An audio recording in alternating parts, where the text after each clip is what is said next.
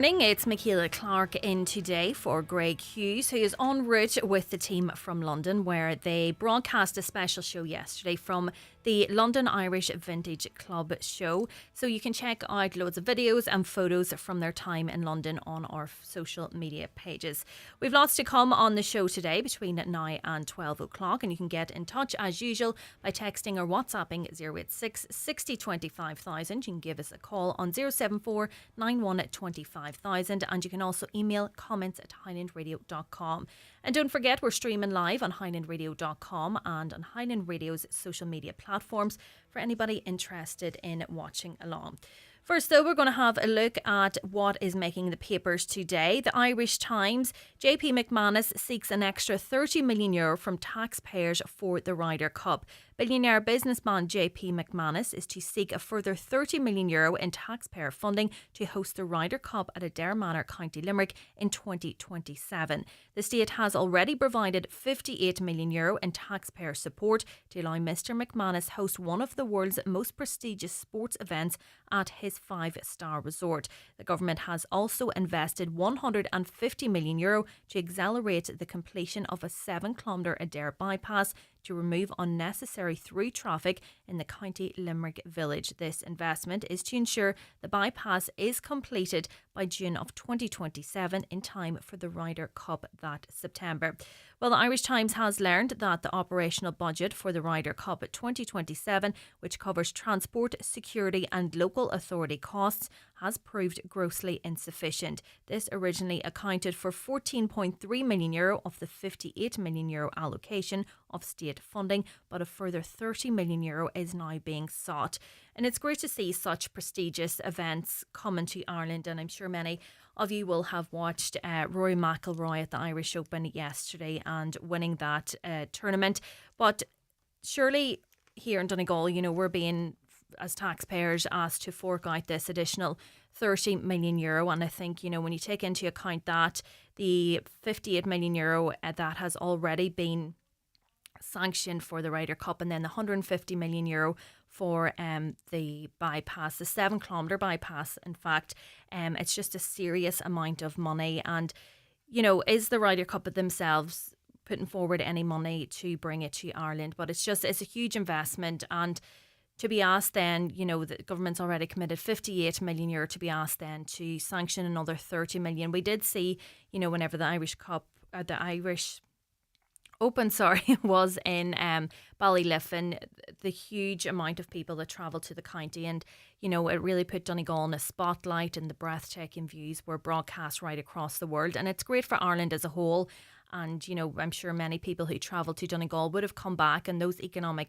benefits then are far-reaching in terms of the knock-on effect for the years to come. But it's just a huge amount of money for one event. Maybe it is a similar case for other events. I know the NFL that's coming later in the year, and maybe not this year, but there's efforts to bring that to Ireland. Maybe that will cost the same, but it's a huge amount of money that could go a long way in terms of other needs, which leads me on to the Irish Daily Mail. The government's own housing targets will not be met in any of the next 5 years, with construction to drop below current levels, the Irish Daily Mail can reveal.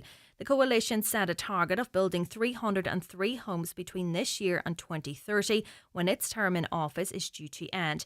The target is an average of 50,500 homes delivered per year. So when you take that, even that extra €30 million that is being asked for now for the Ryder Cup, how far that would go in possibly meeting those housing targets. Now, I know that it's not just funding. There is a lot to take into consideration, such as the planning process and, securing land, that it's not as easy as, handing over this money to build the houses. But it just feels that the problem's just being kicked down the road continuously whenever the housing targets are being missed. Looking now to the Irish Mirror, Gardaí were last night dealing with yet another threat to Taoiseach Simon Harris. Sources have told the newspaper detectives attended the Fine Gael leader's home in County Wicklow. It's understood warning calls were made to at least 3 Garda stations yesterday, claiming a bomb was planted at his home. Gardaí went to the scene, but sources said neither Mr Harris nor any members of his family were there. Instead, they were in a secure location. Yesterday's incident is the third threat against the politician in the last fortnight, and everybody has their own political views, but to just, target Simon Harris, and it does seem to be in such a sinister manner, is totally unacceptable. And especially, he has 2 young children.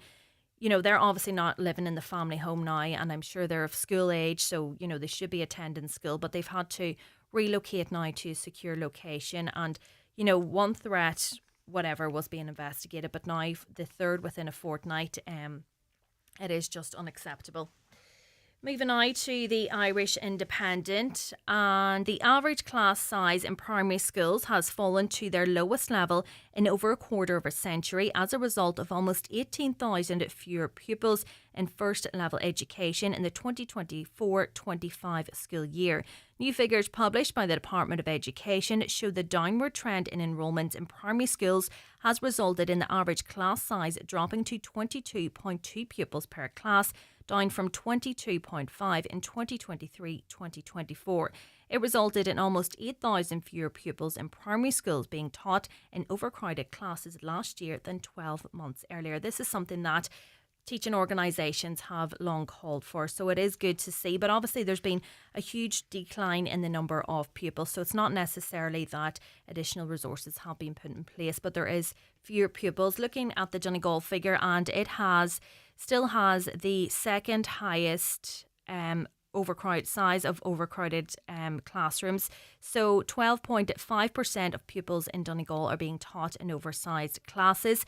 The average ratio in Donegal is 21.5 pupils per class. Now, looking at the Irish Daily Star, this is another unfortunately sad story. The mother of a missing boy presumed dead has shown officers a new spot in the stretch of land where she claims his remains were secretly buried.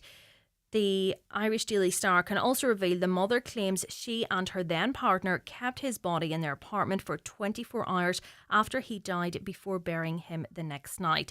The search for the boy, who was just over 3 when he was last seen in 2021, started last Monday in Donabate near North County Dublin. This came after the child's mother initially indicated a spot where she said he is buried. However, the Star can reveal the mother attended the search scene again on Saturday evening, accompanied by her solicitor and investigators from Swords Garda Station, where she pointed out a new area where she claims she is adamant the child is buried. And it just raises so many questions. You'll remember the case of Kyron Durnan as well, a young child who was reported missing, but it turns out that, he had been missing for quite a number of years.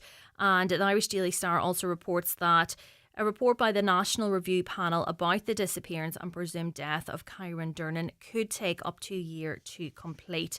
And that's very worrying as well, given that there's children at the centre of this and given the urgency for the care of children. The Sun now. The biggest blitz to date on Ukraine shows Vladimir Putin is not serious about peace, Volodymyr Zelensky has insisted. Yesterday's missile strikes left 4 dead, dozens injured and government buildings ablaze. The Ukrainian president said he was expecting a strong response from the US. In his evening address, Zelensky told Ukraine, "We are counting on a strong response from America. That is what is needed." Meanwhile, UK Prime Minister Keir Starmer said he was appalled by the attack. Zelensky does seem as if he is depending on the US so much now, but it doesn't seem to be deterring Russia and its forces, and they still seem so determined on carrying out these attacks despite the intervention from the US as well. Looking now to our local papers, the Donegal News first. A local councillor will once again press for enhanced safety measures at an accident black spot in Gweedore during tomorrow's meeting of the Glenties Municipal District. It comes after a second motorist was involved in a collision at Knockastaller and Bombay last week, just days after another was hospitalised after her car left the road. Speaking to the Donegal News, Councillor Micheál Clarke said he has been highlighting the issue for some time. Unfortunately, he says there was another accident on that road on Thursday. And I know there's so many calls issued right across the county with concerns over road safety, and it does seem to take quite some time to get works carried out and issues resolved, but there's such a lengthy process. And from attending council meetings, I know, so many councillors do reiterate these calls to council officials and do make the representations that works are needed, but it's such a lengthy process in terms of a site investigation being carried out, a report drawn up, and then the council then will have to seek funding from, say, the government under certain schemes. And that tends to be where the delays come from. And maybe, they'll apply for funding under a certain scheme, but it won't be forthcoming. So they'll have to wait till another round opens then as well. Finally, for now, the Dairy News. Over 200 waterside homes approved is the headline. 2 waterside planning applications for 206 social homes combined have been given the green light by Derry City and Strabane District councillors, contrary to the advice of council officers. The applications for adjoining residential developments in the Karate Road area were discussed at Wednesday's Planning Committee meeting. Sinn Féin councillor Christopher Jackson said the huge social housing need in the waterside could not be overstated. He says the need is acute and it can't be overemphasised. It'd be interesting to compare the housing targets for Northern Ireland as well. Are they being missed like they are here?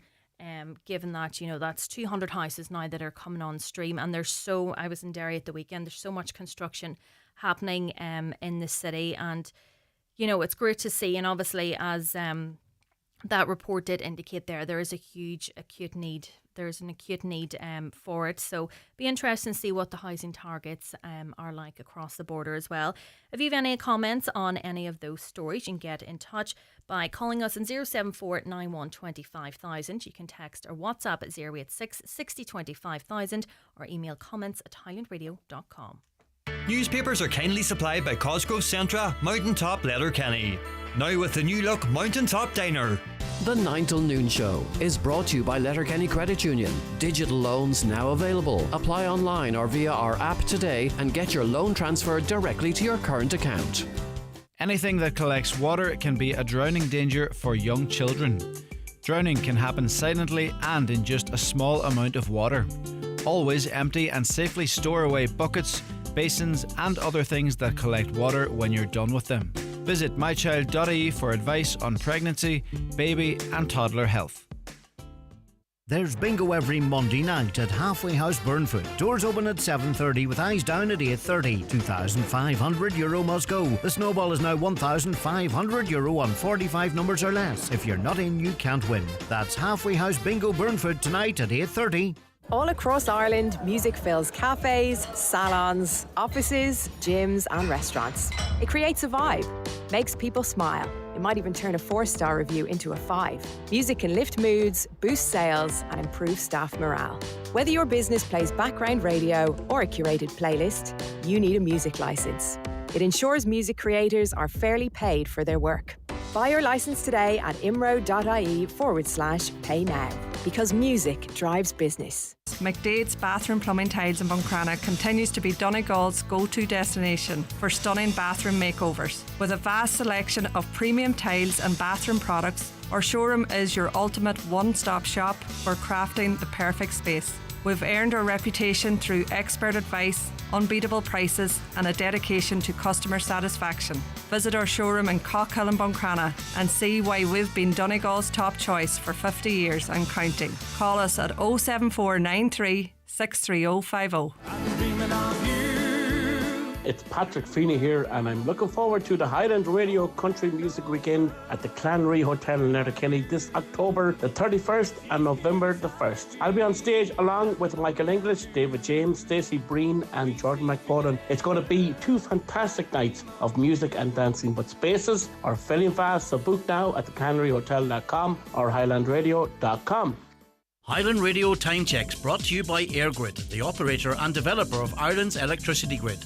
EirGrid, powering up communities, powering up Ireland.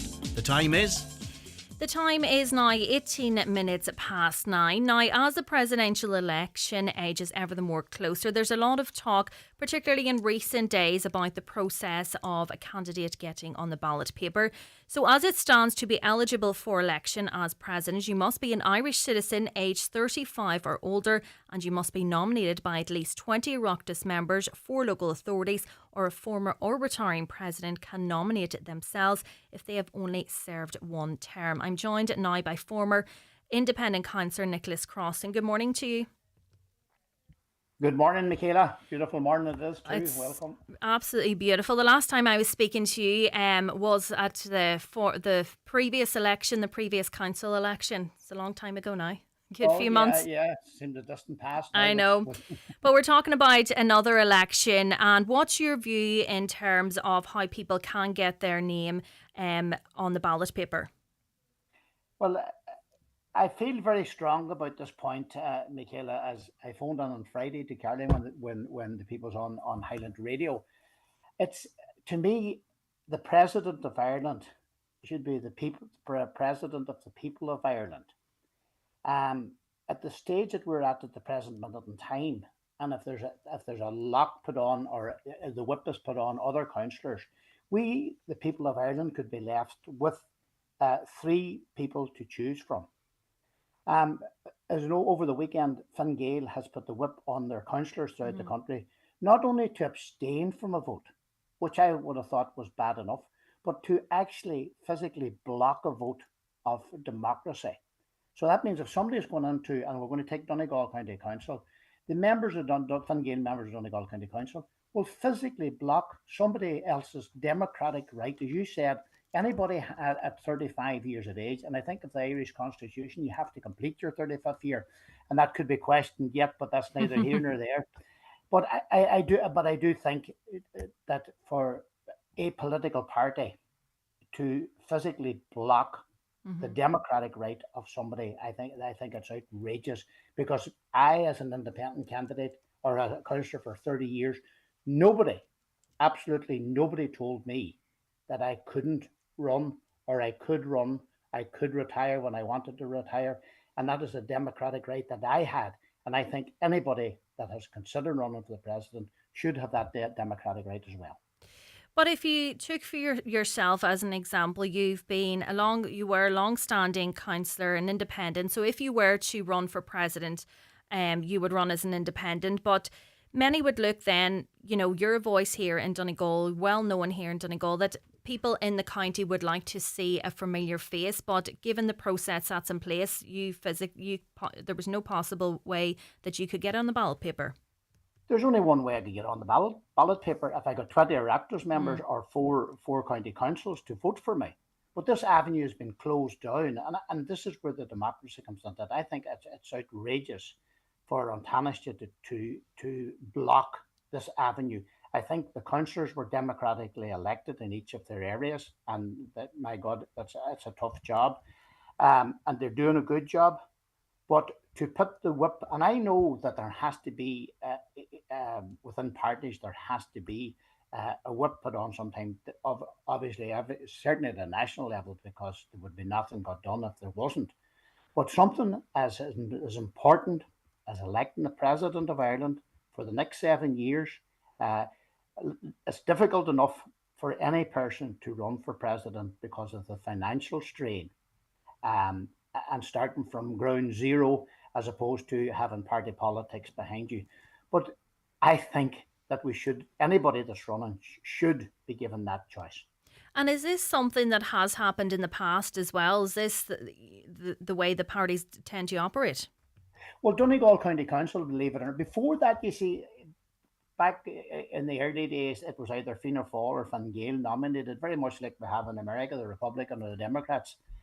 But in 1979, Donegal County Council, where in their wisdom showed a bit of foresight on it and elected Dana. And the late Sean McAniff was asked, "My God, I thought you were a Fianna Fáil man," which Sean was. He says, "I'm also a Democrat." And he says, "I think Dana has every right to run." And Donegal County Council was the first council to give Dana a nomination back in 1979. back in the last century, we might say, Michaela. And now we're now talking about closing down each and every council. I think it's outrageous.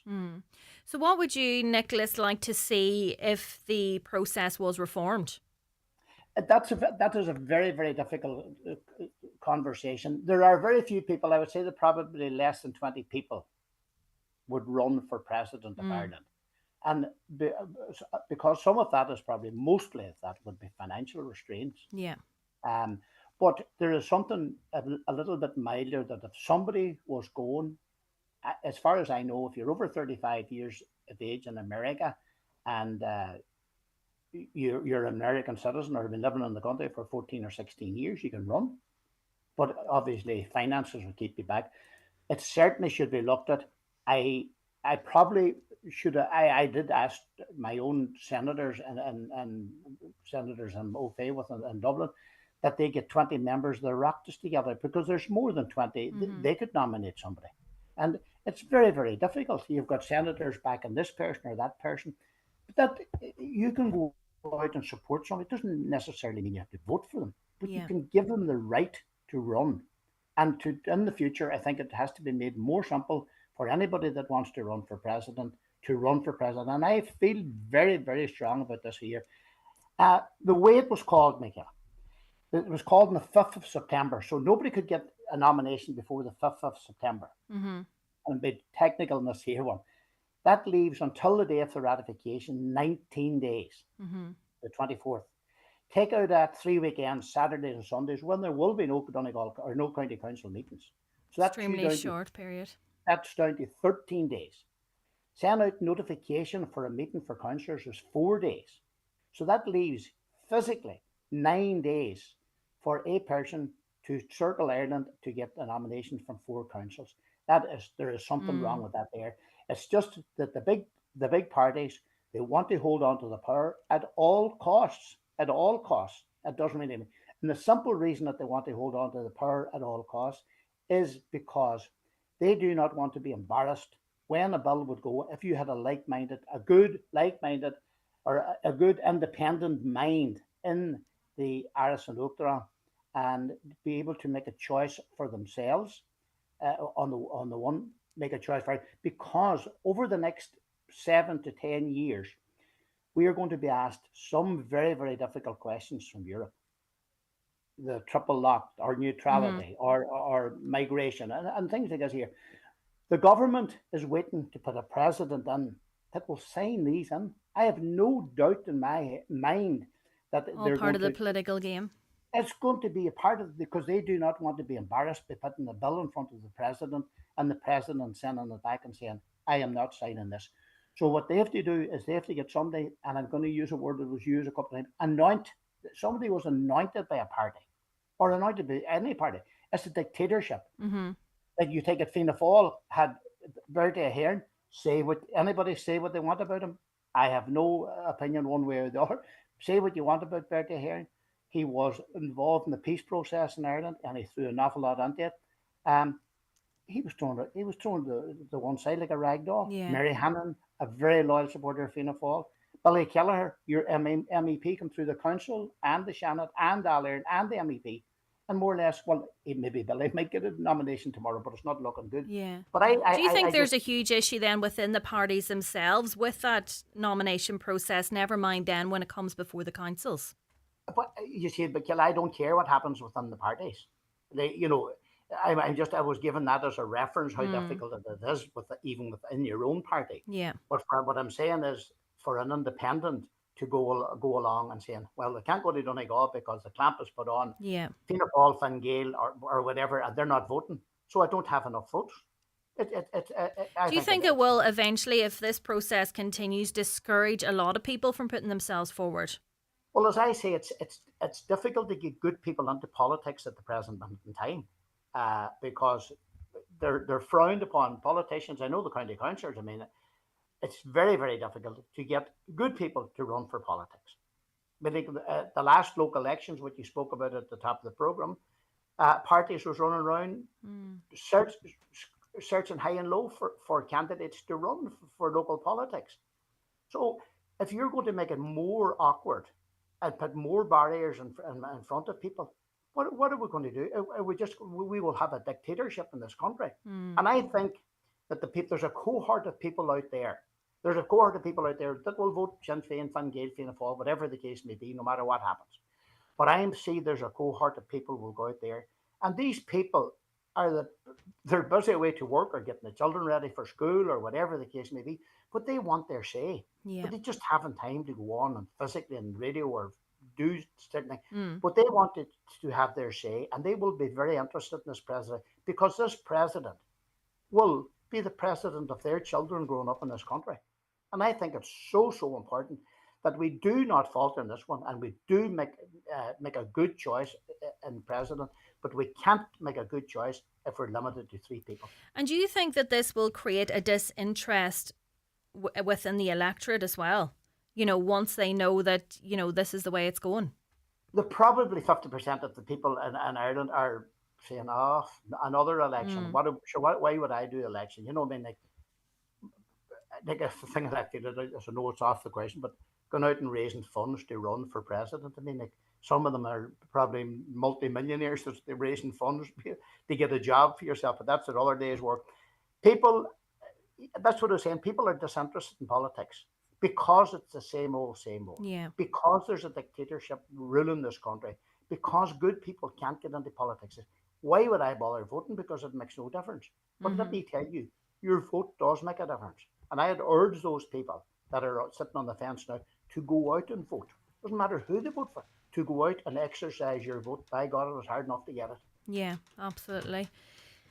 Well, going back to the first Dáil back in 1919, it was the Irish politicians called it not recognised.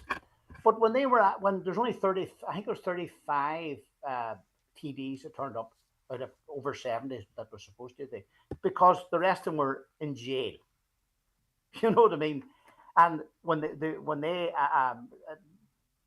the glass on Gallup, they were under the lock of the foreigner when they didn't say Joe Bloggs as and they didn't say Aslahar or absent, but it says he was under the lock of the foreign government. That means he couldn't attend the first Dáil sitting. Right.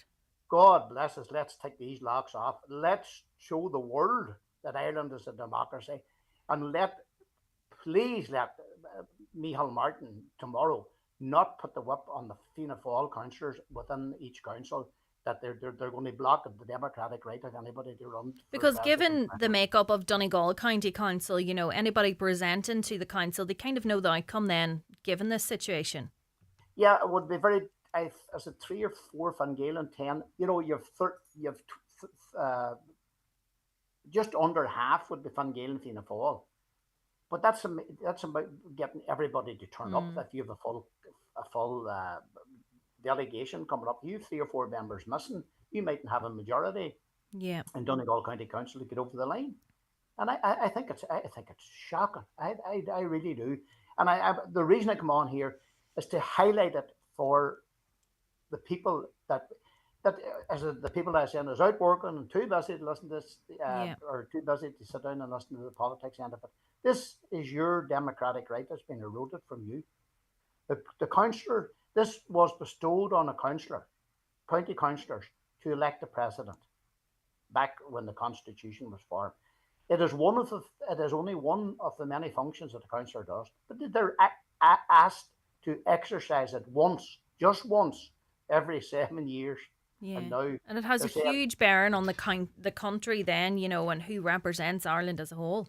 Correct. There's 243 or 46 Fine Gael councillors throughout the country out of 949. So it's going to put a big dent on it. If Fianna Fáil happens the same, there's 200 and something there. So that, you know, it's going to leave it almost impossible for anyone to get through other than Fianna Fáil, Fine Gael, and the United Left. I mean, like the United Left on the right thing with Catherine Conley, they went together and got enough to Oireachtas members to put her on the ballot paper. And I will be asking our independents, our Oireachtas members, to put an extra effort into it and get the Independent Ireland, or other independents, whatever party or whatever name they're running under, to go and nominate, to exercise their democratic right. They were elected into Dáil, and that's what they should be doing, is doing legislation for ourselves as well. And there are enough independent TDs in Dáil to elect somebody, to nominate somebody to run for president. And I think they should be doing that as well. And you mentioned Sean McAniff and Dana there earlier. Do you think that any Donegal County councillors would break the party line? I think they will break it throughout the whole of the country. I would be very disappointed if they don't. Some of them will toe the party line, there's no doubt about it, but I would be very, very disappointed. I have spoke to councils, a good few councils down the west coast of Ireland, regarding the presidential election, and I have asked each of the members that I am au fait with to ask them to vote, to have a vote on Sligo and Mayo and Galway and Clare and Kerry and everywhere else, to have that vote, to exercise your right. And I know the independent councillors in those counties will, and it will be an embarrassment for the party. It puts me in mind of Henry Ford when he was selling his Model T car. He says, Right. You can have any colour as long as it's black. So you can have any colour Right. as long as it's under the government. But then when you're talking, Nicholas, about this today, it shows how important that independent voice is and how important independent councillors are on Donegal County Council, that they can have an influence. There's no doubt about it. I'm still involved with the National Organisation of Independent Councillors. We'll be meeting next week. And the feedback that I get from them, from each county throughout, it's unbelievable. You know, the work that they were doing beforehand. It was Fianna Fáil or Fine Gael ruled the council, and that was it. But now we're held accountable. You know, there's things that we have to hold the council accountable for. There's an awful, and I'm not going to what a couple of points that come up last week or the week before. And these points, that is independent councillors within. I raised that point 2 years before I left, or 2 years ago, just before I left the county council. But I mean, these independent councillors are doing a great job, and it's very, very difficult. It is difficult, and I know about to get elected. But thankfully, there are more people looking to an independent voice and electing them onto their councils and electing them as TDs and senators into Shannon. For the first time in 2016, for the first time, there was an independent senator elected outside the university panels. Victor Boyan was the first independent, and he belonged to our group of independents. Since that, we have 4 independent senators in Shannon from our group. In my opinion, a wonderful achievement, and I hope it grows and grows. So, Nicholas, if you were on Donegal County Council now, and you know the presidential election hopefuls were making their case, who would you be throwing your weight behind? None of the above. Would that be the? If I I was going to say that's a politician's answer, remaining on the fence there, but I can't say that now. Here am I arguing, and you think I'm arguing, Michaela, to the Donegal County Council. We're taking them as an example only, that they should nominate somebody. To me, it doesn't. As a council, we have to try and nominate the person who that council thinks is the best for them. So people will be coming in and making their pitch. Some of the people I've never heard tell of. I have never heard tell of some people that are running. You know, I've heard tell of Bob Geldof and Conor McGregor and Peter Casey and a few people. There's other people I've never heard tell of. Yeah. But you know, you have to. But you must, when you go into a council, you must be going with and making an informed decision and do your homework and figure out who is the best person that I feel under my I have a responsibility to elect somebody in Donegal County Council who, in my opinion, would be the best person to represent. And that's what we have to look at. And, you know, there are lots of names. Until we see all runners and riders, it's going to be very, very difficult to pick to pick somebody until we see all the runners and riders. Yeah. But I'm just urging the people, you know, people say that the President of Ireland doesn't have powers. Believe me, the President of Ireland has a few powers. Maybe they weren't used before. And this is maybe why we need somebody in Aris and Uachtaran. This is why we need somebody in Aris and Uachtaran to exercise the powers that they have. We can call a Dáil meeting. We can go and speak to the Dáil. You can dissolve the Dáil. You can refuse to dissolve the Dáil. You can refuse to sign in the bills and they're sent back. That's an embarrassment to any government. Because anytime, as you mentioned there, the president doesn't speak out an awful lot, but when he does, it comes with such high significance that everybody listens, and no matter what topic he speaks about, your ears kind of perk up, and you need to take this seriously. So they do have a huge influence. You're hit the nail on the head. That you're 100% right in that, Michaela. When the president speaks, the president of Ireland speaks, every media company in Ireland is there, papers, press, social media, they're all there to hear what the president's saying. So you're right, they have a huge influence on it. And some president come out and saying, I'm not signing this here. Well, I'll tell you one thing, it will be some embarrassment for the government. And I think our government, the way it's been going the last few years, is it has been dictated from the top down. This is not the things that we've been asked to vote on referendums. I've never heard anybody coming up and asking me, oh, we should have a referendum on this. This is coming from the government down the way. Yeah. That's not right. It should be going from the people up the way. The people go to their county council, the people go to their TDs, and they say, this is not right. We want something done about it. Not you dictating down from the top of the table back down the road again. And that, we've probably got a wee bit laissez-faire about our situation, but I would be asking the people just to have a wee thought about, if we're left with 3 people to choose from, as a poor choice of a population of 5+ million people, you know what I mean? Yeah. I think, I'm not saying there's anything wrong with the people that's chosen, but I think that everybody in Ireland should be given a choice to vote for the person that they want, not the person that's forced upon them. Former independent councillor Nicholas Crossing, good to chat to you again. Thanks so much for joining us this morning. Listen, thanks, Michaela, for the time and that, because it's something I feel very strong about. And it's great for other people to understand the process of it as well and how it works. And, as you said, a lot of people mightn't, be into politics too much, so they won't know that Fine Gael's been given this directive to support the Fine Gael candidate. So it is good to raise awareness of this as well. And thanks for the opportunity to do it. Thanks a million, Michaela. Thanks, Nicholas. Watch the show live now on YouTube, Facebook and at highlandradio.com.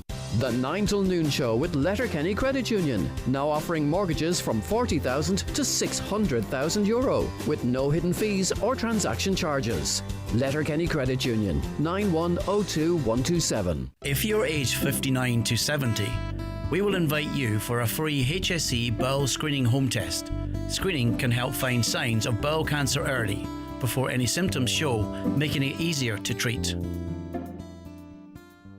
Attention students, TFI Local Link bus services available nationwide can connect you to a wide range of colleges all year round. Save up to 50% on cash fares when you use your TFI Young Adult or Student Leap Card. For route and timetable information, visit transportforireland.ie. We're Transport for Ireland. We're transport for you. This week only, get a free upgrade to Loganair's Fly Flex fare. Enjoy a larger 23 kilo hold luggage allowance, increased change flexibility, and collect more Avios, all at no extra cost. T's and C's and exclusions apply. Book by 9th July, travel from 1st August. Booking changes may incur additional fees. Book today at loganair.co.uk. All you need to make your house a home at Patterson's The Halliford. From garden furniture to kitchens, sofas and dining sets, all under one roof. Need a new mattress? Why not visit our sleep centre on the first floor? With a large range of quality beds and mattresses in stock and ready for collection or delivery. Relax in our coffee shop serving hot lunches daily. Open Monday to Saturday, 9 a.m. to 5:30 p.m. Patterson's Kitchens and Interiors, The Halliford.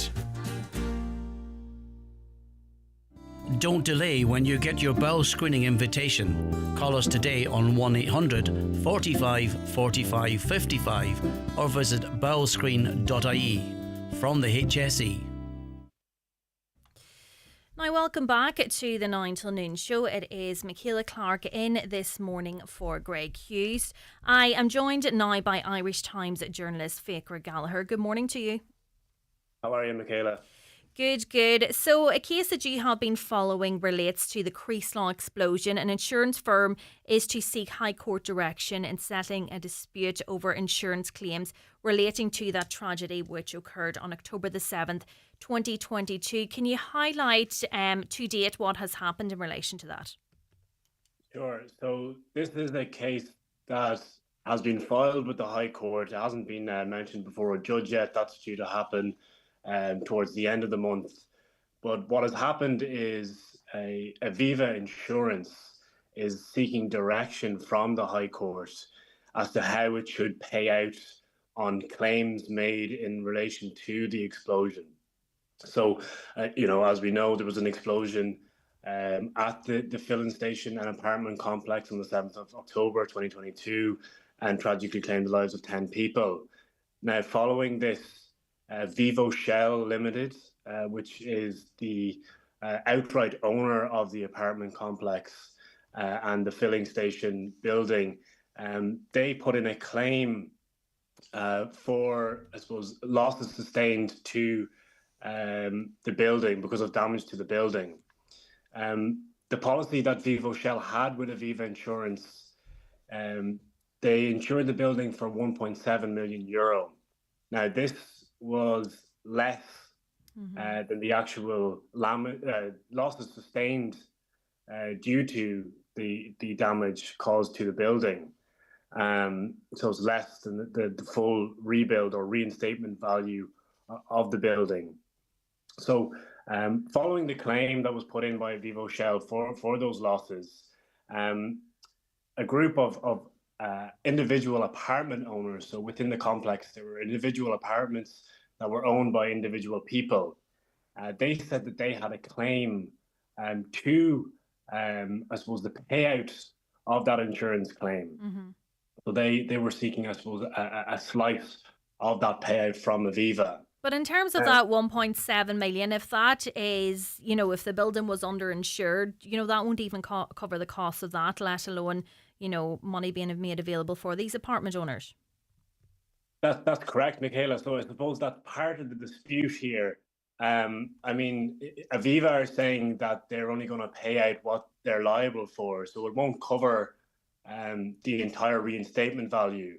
So there is a dispute, I suppose, between Vivo and the apartment owners as to how much everyone should get when it comes to the payout.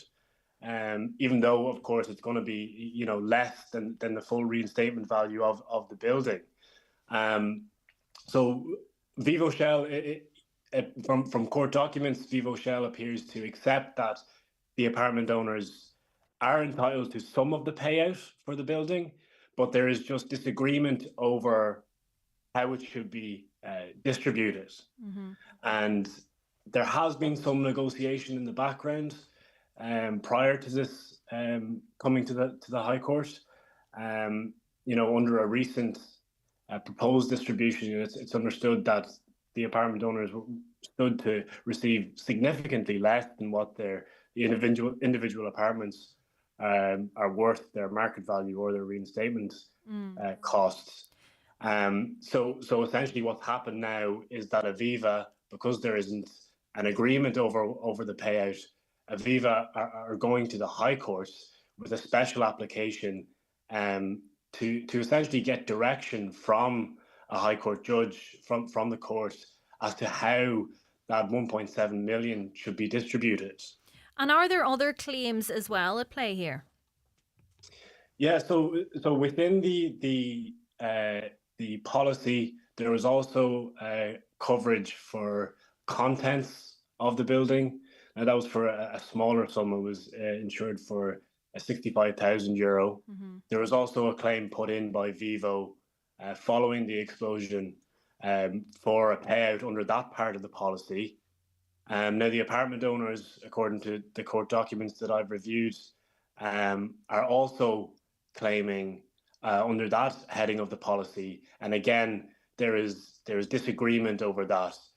Vivo Shell are in fact saying, again, according to the documents, that the apartment owners are not entitled to a payout under that heading of the insurance policy. Yeah. So it's due before court again now at the end of the month. So we'll be watching to see what happens there. Fiachra Gallagher, Irish Times journalist, thank you so much for joining me this morning. Thanks, Michaela. I'm also joined by Damien Tansey, solicitor and senior partner of Damien Tansey Solicitors. Good morning to you. Good morning, Nicola. Yeah. So, Damien, you're representing a number of these apartment owners, and no doubt it's a very difficult situation for them. Can you explain from your end what the current situation is? Yes, very simply. And it's the same in this development as you will find in practically every other multi-unit development around the country. Mm-hmm. When a building comprising of several units is developed and the sale of those units to the various purchasers arises, that's done by way of a long lease, mm-hmm. as opposed to conveying the fee simple interest in the units. It's done by way of a long lease, say for a lease for 99 years or a lease for 999 years. And the benefit of the use of this mechanism, or the benefit of this mechanism, is that it allows the developer to retain control over the main building and the common areas and so on. Okay. So in this particular case, there are 16 apartment owners. We act for 6 of the apartment owners, mm-hmm. and the developer themselves kept a number of the units. So there is a limit. When the developer placed insurance in relation to the building, it did so for 1.7 million. So there's a cap on what's available by way of an insurance fund in relation to the building of 1.7 million. Now, under the lease, through the medium of which each of the apartment owners purchased the units, the developer was obliged. It was a term of the lease contract. The developer was obliged to insure the building for the entire reinstatement cost. Mm-hmm. Now, the developer did not adhere to that agreement, okay. did not perform his obligations given that provision in the lease. Instead, the developer placed insurance in relation to the building with a limit of 1.7 million. So the cost of reinstating the entire of the building will far exceed 1.7 million. It'll be multiples of that. It cost perhaps 4 or 5 million to reinstate the building. So there's a shortfall between what is on offer to each of the apartment owners and what is the full reinstatement measure or value of their apartment. And how, Damien, do you go about... sorry, just let me finish this, because it's difficult enough to understand, and your listeners need to understand it. Mm-hmm. Aviva Insurance are the providers of the insurance. They were given an application, or there was an application made to them to pay out in relation to the building. Now, Aviva, in fairness to them, know that there are individual apartment owners, and they have insisted that the apartment owners are entitled to a portion of this 1.7 million. Mm-hmm. And they have been offered, each of the apartment owners has been offered a sum that is calculated on the basis of the ratio between the area of their apartment and the entire building. Right. So each of them have been offered a sum that is way below either the market value of the apartment or the reinstatement value of the apartment. So they are insisting that if they accept what is on offer by Aviva, the insurance company, that they retain the right to sue the developer for the balance. Okay. Because the developer was obliged to insure the building for the full reinstatement cost. Mm-hmm. Now, most of the apartment owners are agreeable to accept what is on offer by Aviva, subject to the retention of the right to sue the developer for the balance. Okay. but some of them have not agreed. Mm-hmm. And so Aviva have brought an application to the court to get directions from the court about how to distribute the 1.7 million. Now, as the Irish Times journalist indicated to you there are also additional ancillary heads of cover. One relates to the contents of the individual apartments and the building itself, and the other relates to loss of rental.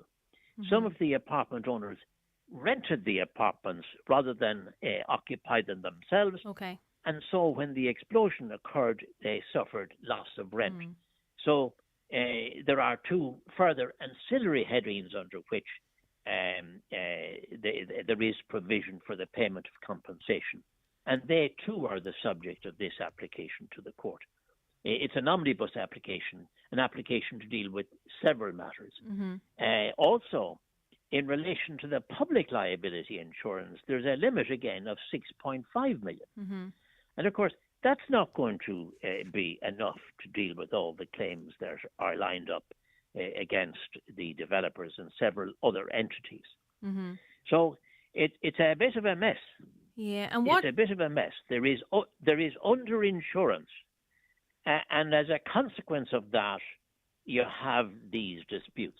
Now, that's most unfortunate, and that there is underinsurance. It shouldn't be the case, because the difference in the premium between insuring the building for its full reinstatement cost and what they insured it for was negligible.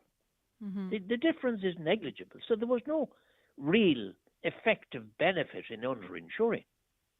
And of course, in perpetrating or performing or not performing their obligations under the lease to insure for the full value, the full reinstatement value of the building, the developer is in substantial breach of contract with each of the apartment owners.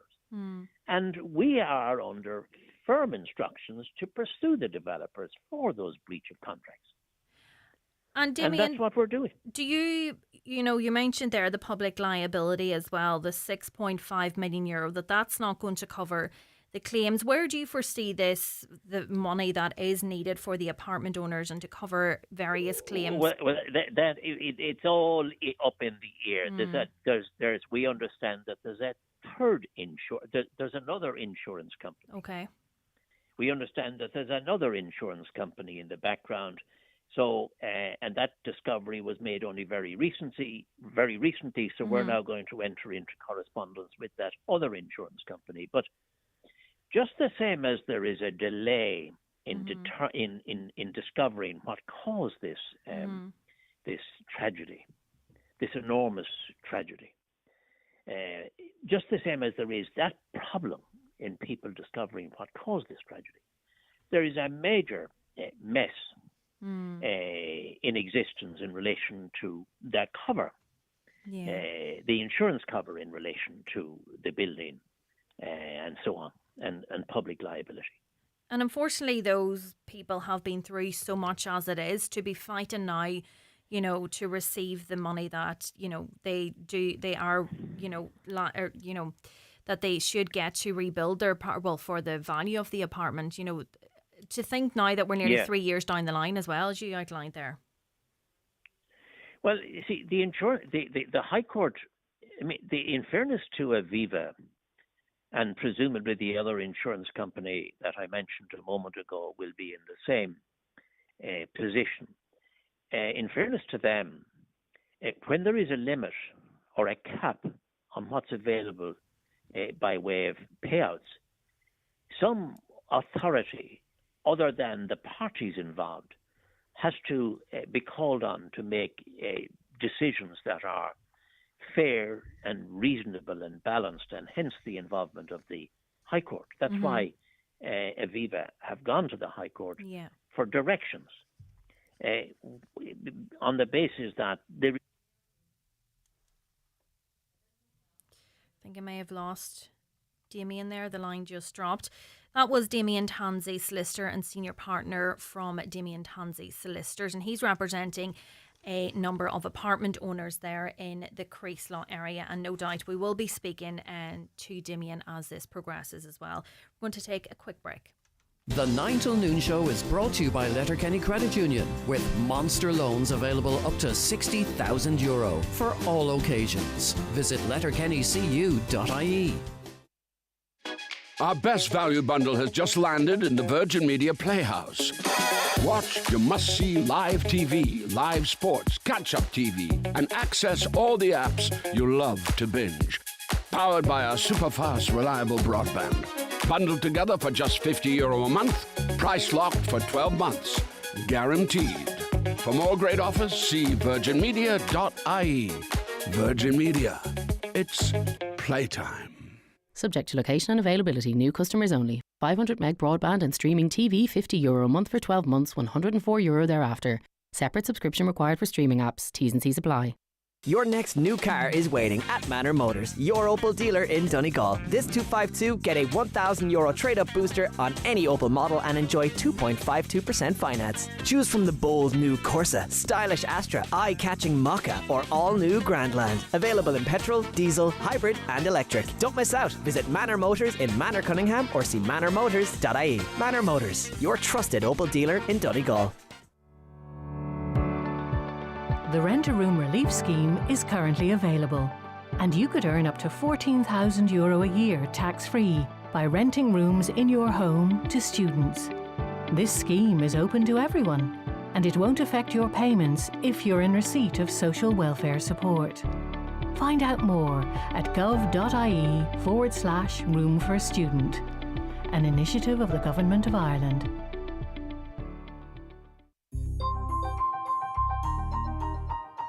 Ours to Protect is back on the airwaves this Wednesday after the 8 o'clock news. This month, we're flipping the switch on the hidden world of energy consumption. From the power we use to brew our morning tea to the electricity that charges our phones, we're diving into our daily habits. So join me, Donna Marie Doherty, and the bright young minds of Donegal as we explore the impacts of our energy choices. Ours to Protect is brought to you by Highland Radio, the IBI, and funded by Commission to Man with a television licence fee. Highland Radio weather updates brought to you by McElhenny's. With new season styles arriving daily, discover the latest fashion, footwear and accessories for autumn in store or shop online at mcelhennys.com today. Today's weather, scattered showers will move in and become more widespread through the morning, turning heavy at times with a slight chance of isolated thunderstorms. Highest temperatures of 14 to 16 degrees. And apologies, the news is coming up in a couple of minutes. The 9 till noon show is brought to you by Letterkenny Credit Union, offering low-rate car loans with fast approval. Apply online at letterkennycu.ie or in office today. Who's your local hero?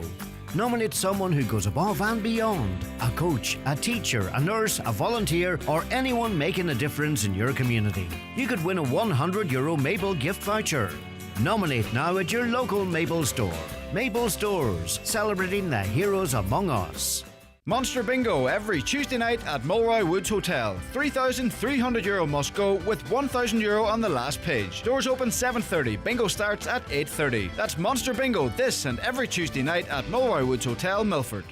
Do you sometimes struggle to hear? It could just be earwax and it's easily treated. Hidden Hearing right now are offering free earwax removal for everyone over 60, carried out by our qualified earwax technicians. Call 1-800-370-000 or go to hiddenhearing.ie. Hidden Hearing, your hearing is our expertise. T's and C's apply. New this week in Home Store and More. All bar stools are all half price. But better hurry, because when all our half price bar stools are gone, they're gone. Also, all mattress toppers are still all 33% off. And all painting and DIY accessories are still all half price. But when all the 33% off mattress toppers and all the half price painting and DIY accessories are gone, they're definitely gone. Drop by your local Home Store and More. Visit us online at homestoreandmore.ie. Home Store and More. A happy home. When the time comes, the last thing you want is for your family to worry about funeral costs. That's why On Post Insurance offers funeral insurance for those aged 50 to 75. A simple way to help ease the burden for the people you care about most. Take a moment today to plan ahead. Call 0818 222222 or visit onpostinsurance.ie. Acceptance criteria, terms and conditions apply. One Direct Ireland Limited, trading as On Post Insurance, is regulated by the Central Bank of Ireland. One Direct Ireland Limited is a wholly owned subsidiary of On Post. Funeral insurance is underwritten and provided by New Ireland Assurance Company plc. On Post Insurance is a tied agent of New Ireland Assurance Company plc for life assurance business. Live, on air, online and on the Highland Radio app. This is Highland Radio News. Good morning, it's Katie Gillen with the news. The time is coming up to 4 minutes past 10. Sinn Féin leader Mary Lou McDonald has ruled herself out of running in the presidential election. She says she's informed her colleagues her name will not be going forward to represent the party in next month's election. Sinn Féin will bring a proposal to members about the party's stance on the presidency on September 20th. Mary Lou McDonald says she wants to lead from the front. My job remains to take on this government, lead Sinn Féin, lead the opposition, work with my Sinn Féin colleagues, but also colleagues beyond Sinn Féin, not alone to hold Micheál Martin and Simon Harris to account, to keep their feet to the flames for all of their many, many failings, but also when the next general election comes around, to present to the Irish electorate a real sense of an alternative government. Meanwhile, a former Donegal councillor has criticised the presidential election process. To be eligible for the presidency, you must be an Irish citizen aged 35 or older and must be nominated by at least 20 Oireachtas members or 4 local authorities. Former independent councillor Nicholas Crossan says he was shocked that Fine Gael put the whip on their councillors across the country, which allows them to block a vote. He says the process as it stands is not fair for independent candidates. But I do think that for a political party to physically block the democratic right of somebody, I think it's outrageous, because I, as an independent candidate or a councillor for 30 years, absolutely nobody told me that I couldn't run or I could run. I could retire when I wanted to retire, and that is a democratic right that I had. And I think anybody that has considered running for the president should have that democratic right as well. The search for a missing boy in North Dublin has entered its 7th day. Gardaí are continuing to examine an area of land near Donabate for his remains. Emily Keegan is there. 2 smaller sections of this open land on the Portrane Road have been cordoned off as part of this search, and black fencing has been put up to block any visibility. Above the fencing, however, a digger can be seen working within one of the small areas. The search of land has now been underway for a week after Tuesday first raised concerns with Gardaí at the end of last month. It's understood someone close to the boy has informed Gardaí his remains are buried at this site, just a 5-minute drive from where he's last known to have lived.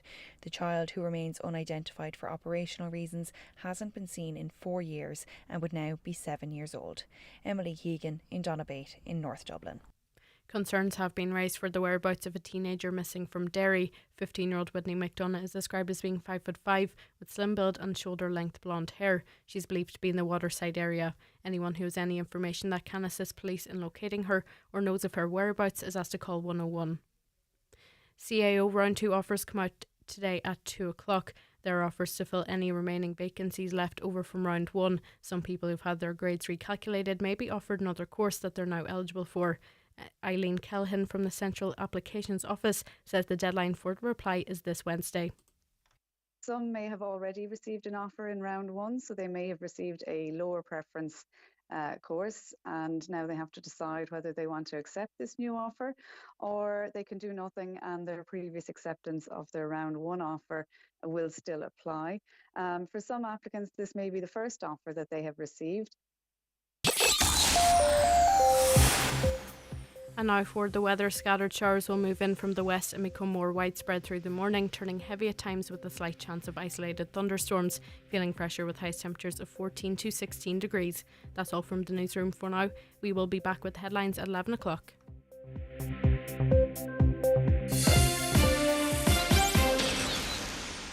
The obituary notices for this Monday morning, September 8th. The death has taken place of Rosaleen Doherty, Shankill, Dublin, Derry and Buncrana. Reposing at Raw Massey and Sons Funeral Home, Cranford Centre, Stillorgan Road, Dublin 4, opposite UCD flyover this afternoon from 3:30, prior to departure at 4:30 to the Church of the Sacred Heart, Donnybrook, arriving at reception prayers at 5 o'clock. Funeral Mass tomorrow at 12:30, followed by burial at Dean's Grange Cemetery. For those unable to attend, the reception prayers and funeral mass may be viewed live on churchservices.tv. The death has taken place in London of Richard Joseph Butler, fondly known to many as Dick Butler. Richard's remains will arrive at the Muff border at approximately 2:30 this afternoon to continue to the Mill Culdaff, where you're all welcome to pay your respects. Funeral from there at 10:30 tomorrow morning for 11 o'clock Requiem Mass in St Mary's Church, Bocken, followed by burial in the adjoining graveyard. Funeral Mass can be viewed live on CladaffParish.com. Family flowers only please. Donations in lieu if desired to the Alan Graham Foundation, care of any family member or Eamon McLaughlin, Funeral Director. The death has taken place of Fran McGahern, 34 Greenbank Cottages, Quigley's Point. Fran's remains are reposing at his home, where you are all welcome to pay your respects. Funeral from there tomorrow at 1:30 for 2 o'clock Requiem Mass in St Columba's Church, Drung, followed by private cremation in Lakeland's Crematorium, Cavan. Funeral Mass can be viewed live on stcolumbusdrung.net. Family time from 9 o'clock. Family flowers only please. Donations in lieu if desired to the Irish Heart Foundation, care of any family member or Eamon McLaughlin, Funeral Director. The death has taken place of Marion Fagan, née Grant Dugan, formerly of Shore Road, Ballyliffin. Her remains are reposing at the family home, Shore Road, Ballyliffin, where all are welcome to pay their respects. Removal from there tomorrow afternoon at 1:30, going to St Mary's Church, Clonmany for 2 o'clock Requiem Mass, followed by burial in the new cemetery. Family time please before the funeral. Requiem Mass can be viewed live on churchservices.tv. Family flowers only please. Donations in lieu if desired to Tala Hospital, Ruddle Ward, care of any family member or Kelly's Funeral Directors. And the death has occurred of Kathleen O'Brien, Mean Lot, Crossroads, Killygordon. Funeral leaving from the home of her sister and brother-in-law, Anne and Daniel McGlinchey, Corradooey, Crossroads, Killygordon this morning at 10:15 for 11 o'clock Requiem Mass in St Patrick's Church, Crossroads, Killygordon. Interment in the adjoining churchyard. Requiem Mass can be viewed live on the parish YouTube channel. Donations in lieu of flowers, if so desired, directly to the Donegal Hospice. For family information and more details regarding wakes and funerals, please go to highlandradio.com.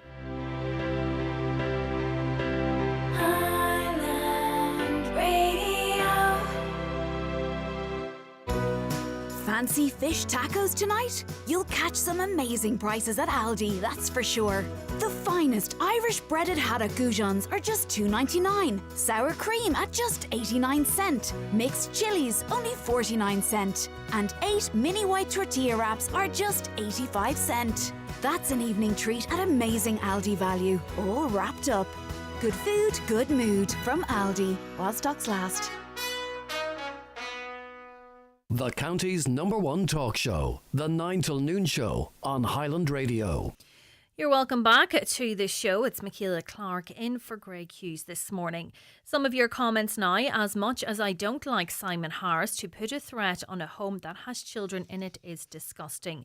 Another listener says, don't be naive. Do you really believe that Simon Harris's family are under threat? It's a ploy to deflect from his utter failure as a politician. The cervical smear scandal, the outrageous cost of the Children's Hospital and the scoliosis operations scandal. Hi Michaela, the amount of money for the golf event is sickening. That relates to the Ryder Cup that we were referencing at the start of the show, and how JP McManus is seeking an additional €30 million to host that. This listener says, especially when the next story was about missed housing targets yet again. Fair play to Nicholas Crossan for speaking out. He is 100% correct. Democracy is being eroded away. Micheál Martin is constantly working to remove people's rights to free speech and self-expression, and securing total government control, and in serious danger of becoming a police state. So Nicholas was speaking there just after 9 about how he thinks the current process to get on the nomination paper for the presidential election is undemocratic as a candidate. He was speaking particularly in reference to securing the support of 4 local authorities, and Fine Gael has issued a directive to its councillors to make sure that they don't support or back an independent candidate. A listener says there are 2 caution roadwork signs on each side of Carrigart for months with no roadworks happening, and there are roadworks going on down the Downings Road with no signs. So can someone let Donegal County Council know this?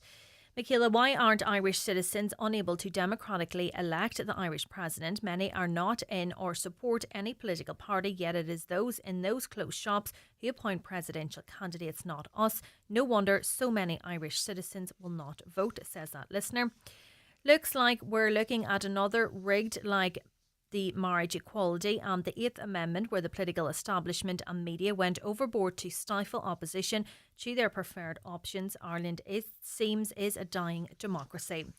Can someone tell us why the tricolours are flying on Main Street Convoy, Diamond and the Diamond in Rafo? I'm not sure. Maybe somebody out there will know. You can let us know. From former councillor Ian McGarvey, projected to build 4,500 houses in Letterkenny. Has anyone put any thought into finding and preparing land to cater for this?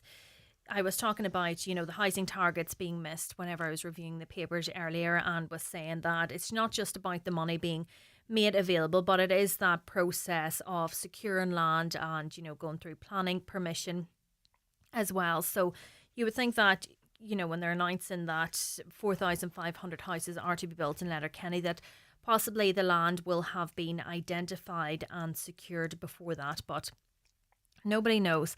Bob Geldof would be great for president, well respected worldwide, would not be influenced by any of the usual parties, should just ask him to be president, says that listener.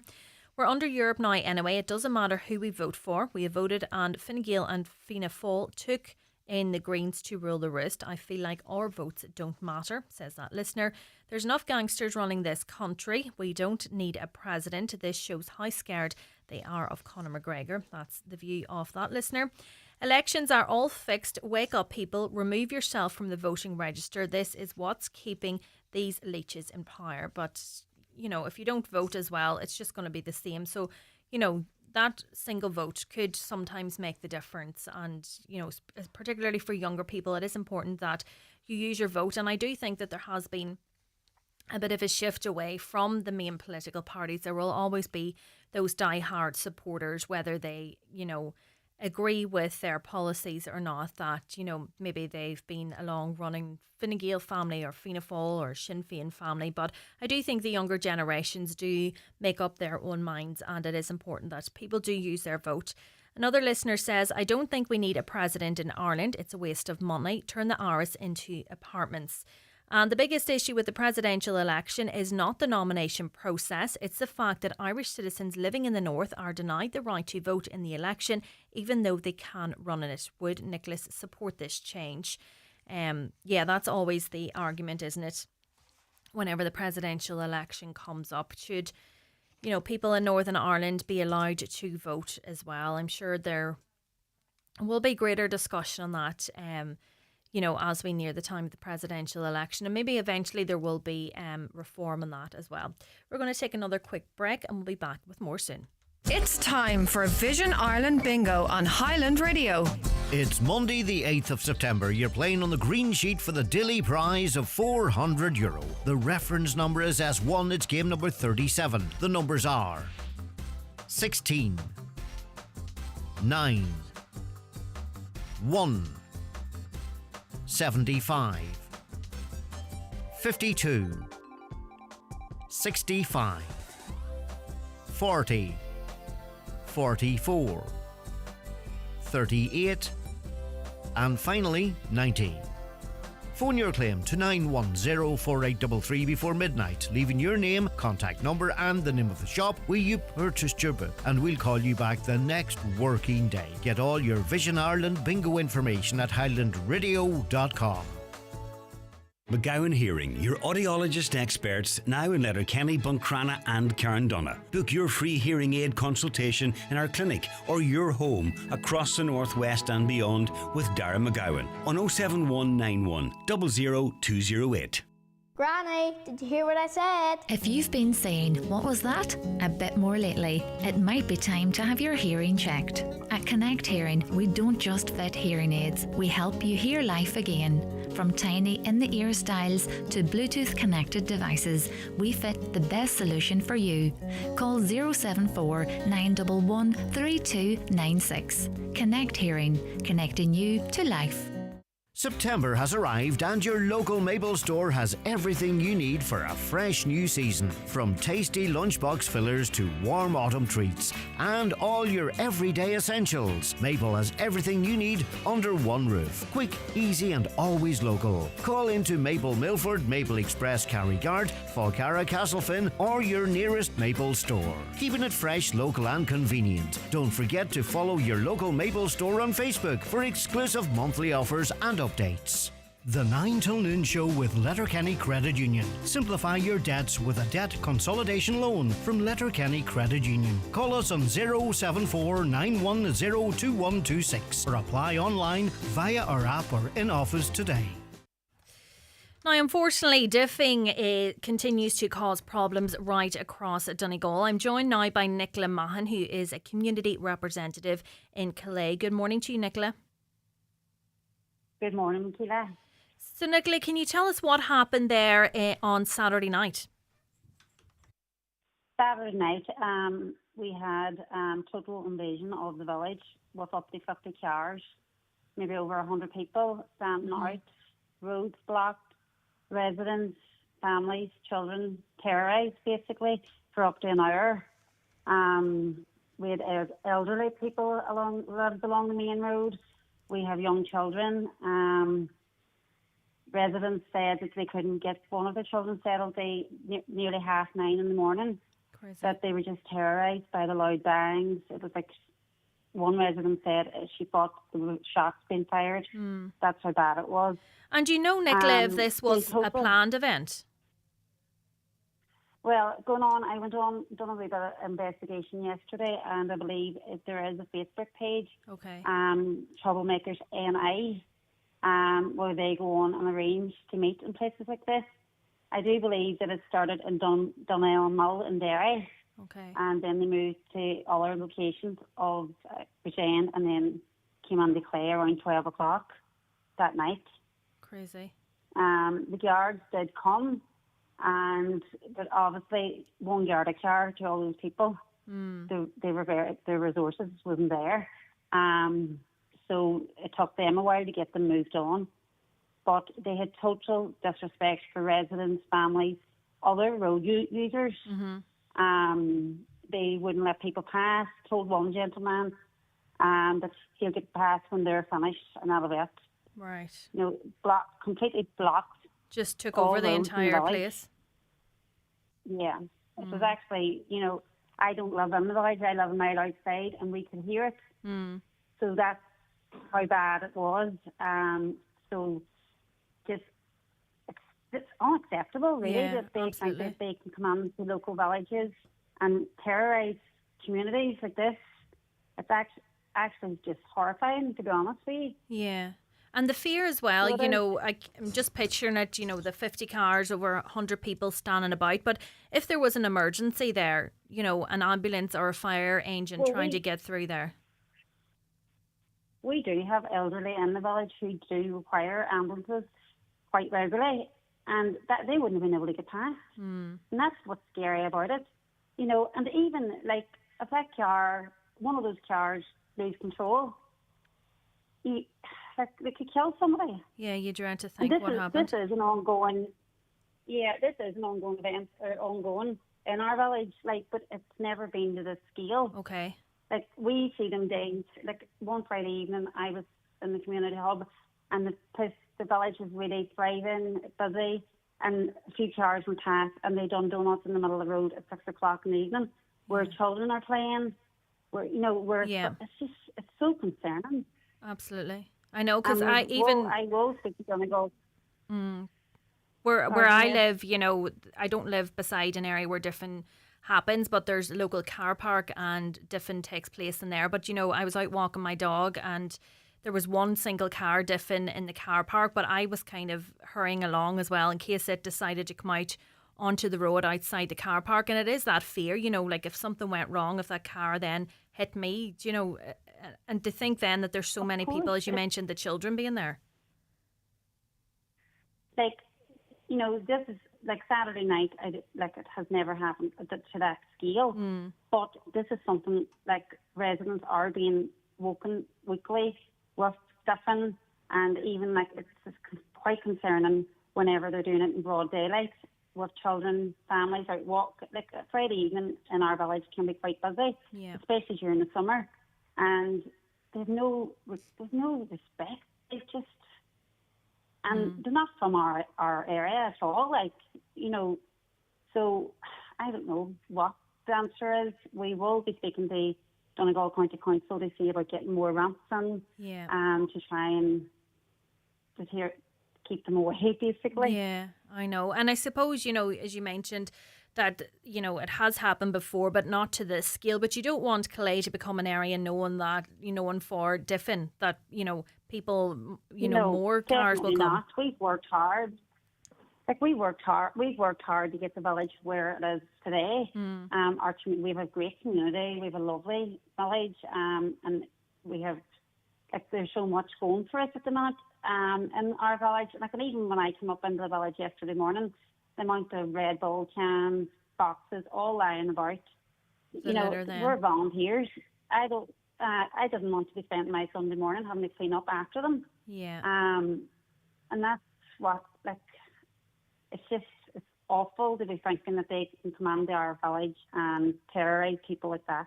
Yeah, because there are different events, you know, and people do host them, and they're within a controlled environment, and, you know, there's plans in place for them, and people are notified of them upcoming. But for this to just arrive on the street, and, you know, you were saying there that residents thought it was gunshots. You can only imagine, you know, the fear and the noise of the 50, never mind one car, the 50 cars.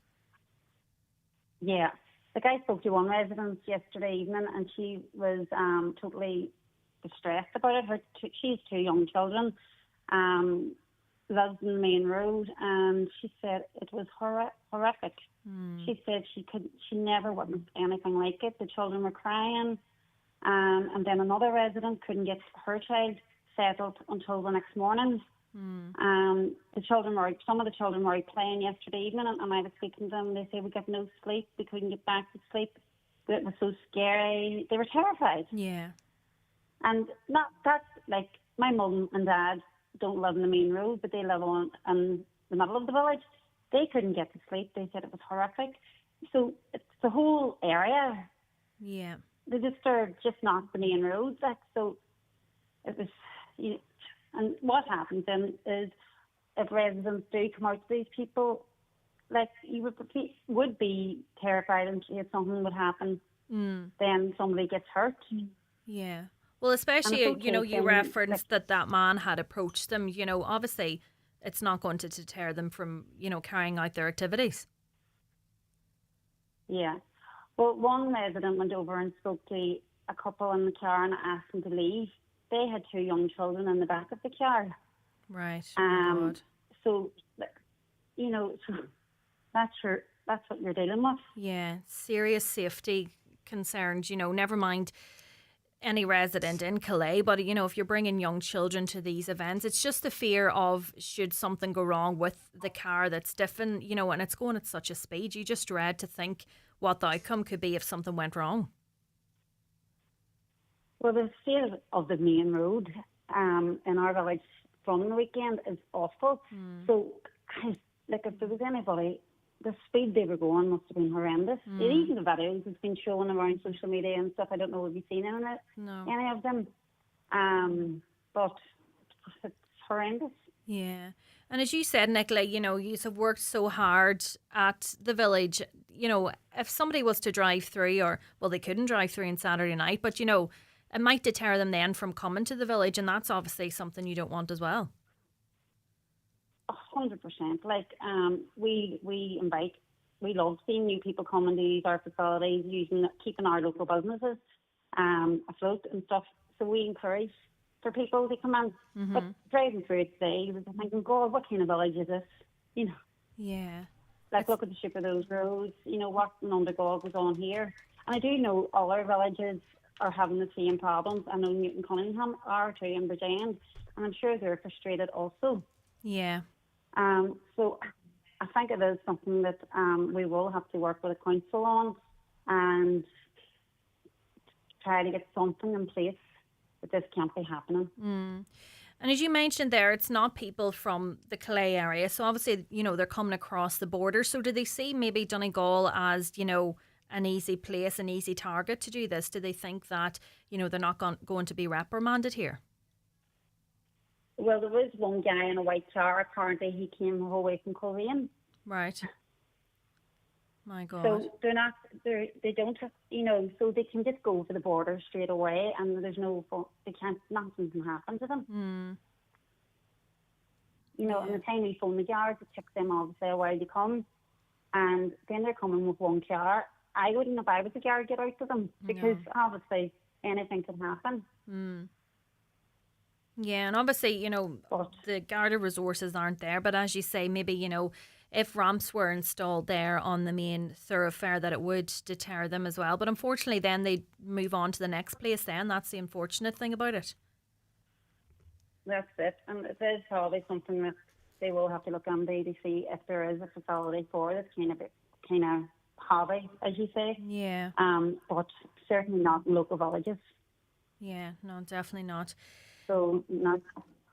Nicola, thank you so much. So that would be the concern. Yeah, for raising us, or for contacting us and raising that issue there. And as you said, it is there's serious concerns. Hopefully something can be done. And unfortunately, we do talk about this quite too often. And it's just thinking that there's 50 cars there, as Nicola outlined, there could be 100 people lining the streets. To think if something went wrong, if brakes broke in one car, and it does happen, with the speed of that car swirling round, if it hits even one person, but say take for Saturday night, there was people lying in the streets, the serious injury that would cause is just crazy. And just the upset and the disruption for local people, and Nicola was saying there, having to clean up after them and all, it is just unacceptable. But unfortunately, yet it does seem to be quite prevalent in some border areas. We'll be back again in a couple of minutes.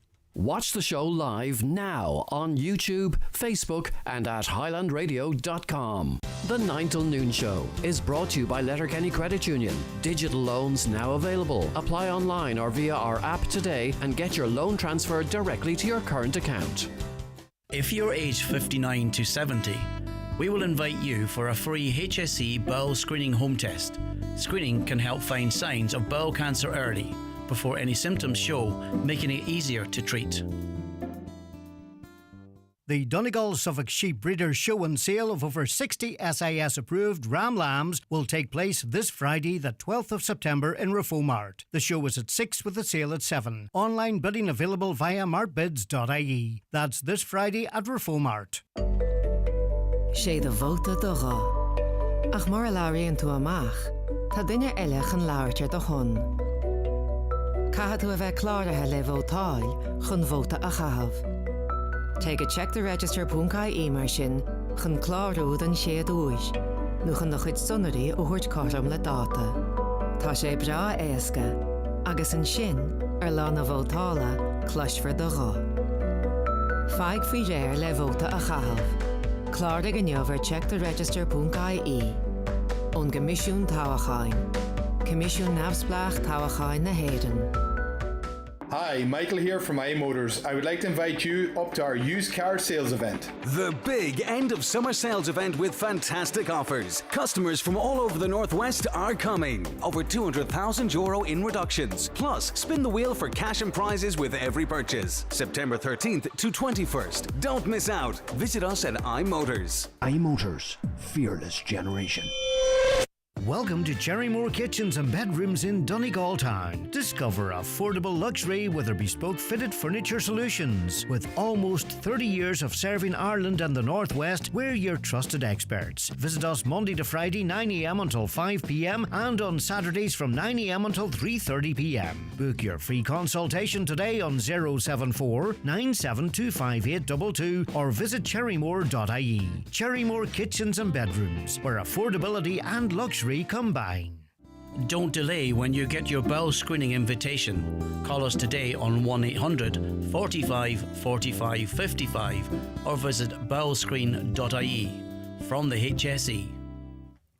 Now, welcome back to the 9 till noon show. We were talking there to Nicola, who is a representative from the Clay area, about Diffin. If you're watching along, you'll be able to see on our online stream a video of that Diffin on Saturday night, and it's just crazy. They are going up and down the side streets, and there's so many cars there, and it's just, as I was mentioning before, you know, they've taken over, if you're watching along, the forecourt of a garage, more or less, and you know, to just think that, you know, that they're able to take over an area like that and they think that this is acceptable. It's just absolutely crazy.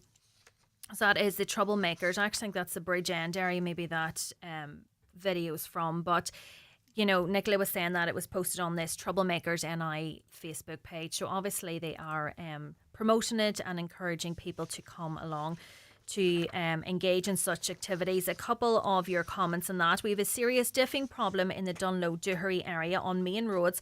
Our peace is destroyed most nights. We need more patrols on roads late evening. And I travel that road quite often, and it is such a, you know, to think that difference taking place on that stretch of the road's crazy. There's so many twists and turns and bumps on that road. It's just dreadful. Another comment on that subject. There has been an awful lot of diffing in the Dunlealoop area outside the community hall over the past month. It's the same Northern Ridge BMW that is terrorising the community. It slips across the border in the direction of Clady, then never a guard around when you see it. Yeah, that is the, you know, what I was discussing with Nicola there, that cars are coming across the border and maybe they see Donegal as an easy target. And we do talk about the lack of Garda resources in the area as well. So maybe, unfortunately, that is encouraging them to come over into Donegal. We're going to talk now about the nighttime economy, and Buncrana is one of 9 pilot areas where the nighttime economy task force is being rolled out. I'm joined now by Joanne Cox-Brown, who is the CEO of Nighttime Economy Solutions. Good morning to you, Joanne. Morning, how are you? Good, thank you very much. So training now is being offered in these pilot areas. What type of training will businesses get? So there's 12 months of free online training for any business that's open at night time. So that includes restaurants, pubs, hotels, leisure sites. And the training includes express 30-minute modules covering critical safety topics, including anti-sexual harassment, bystander intervention, drink spiking, safeguarding and vulnerability and violence against women and girls. And it's supported by 17 new policies that have been signed off by the Department of Culture, Communications and Sport, which are tailored to Irish law, culture and frontline realities, covering areas such as dispersal management, mental health, drugs and alcohol, safeguarding and crime scene preservation. And these resources provide an unprecedented guidance for pubs, restaurants, hotels, nightclubs, theatres, cultural venues, festivals, gyms, taxi services and more. And for the first time, businesses across Ireland have access to clear operational templates that will empower their staff to act with confidence and consistency. And I heard you say that Garda resources are limited in the area. So this will then support businesses to self-manage themselves in a way that will support them dealing with some of the most complex clients that they might have. And some of those issues, such as sexual harassment and spiking that you mentioned there, are these issues that you are seeing are widespread across the country? Has that formed part of the modules, that deciding on what modules to develop? Yeah, so the modules were led by issues that we were seeing reported by the guards, reported by businesses. And so we are responding to what people are seeing. We're not saying there's been an increase in it or it's a particular harm-based issue, but just that we wanted to support businesses in dealing with some of the issues that they might encounter whilst operating at night. And it's a really vital part of cultural and economic life. And yet workers and customers often face vulnerabilities after dark with no one there to support them. So by doing this, we enable people to identify the risks, respond appropriately, and then foster a culture of safety.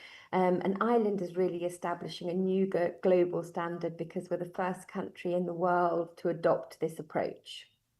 And in terms of the nighttime economy, it has kind of changed as well over the years. And there does seem to be a lot of younger people maybe taking on greater responsibilities within the sector. So this is so important for them, and how to deal with, as you mentioned, after dark, there could be a fight that breaks out. It's important that they're armed with these resources to deal with things like that.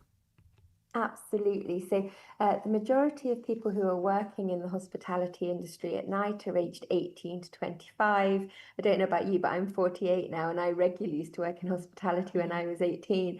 And some of the issues that I encountered, I thought, I've never been trained to deal with this. So how can I deal with it appropriately? And so this is really aimed at supporting young people to know the tools and equipment that they have available to them and to learn how to care for people. And those templates as well that you mentioned are important because every business is different. And, you know, you might be a rural business or you might be located in a larger town. So those templates are important to personalise it and to identify exactly what risks may appear for them. Absolutely. So these 17 policies are guidelines which have been put together by people who have live experience in both rural and in more metropolitan cities and towns. And so the aim really with these is that you will read the policy and you'll assess your own business, and then you'll work out what is relevant and what isn't relevant. But we're giving guidelines to people to best support them. And the same with these 30-minute training modules that you can take. Again, it's aimed at giving you all of the information and advice that you might need, but you'll have to apply that to your own business. And is this just specific to those pilot areas at the moment, or can anybody in Ireland get on board? So it's 12 months free online training for Dublin, Cork, Limerick, Galway, Kilkenny, Drogheda, Sligo, Buncrana and Longford. However, if you are outside of that area and you think you would benefit from it, please do get in contact with us or with the Department of Culture. And what we'll do is we'll try and then give you access to that. Okay. And is it something in terms of the training that you will review constantly so that there might be different issues that arise as the months and years progress? Absolutely. So Nighttime Economy Solutions, we're the global leaders in nighttime economy management. We have a big team of lawyers and policy specialists and on the ground people who have real life experience of working in venues like that. We're regularly reviewing our training and making sure it's the most up-to-date and legally sound training that we can possibly give. So if anybody's interested, how can they find out more or sign up, Joanne?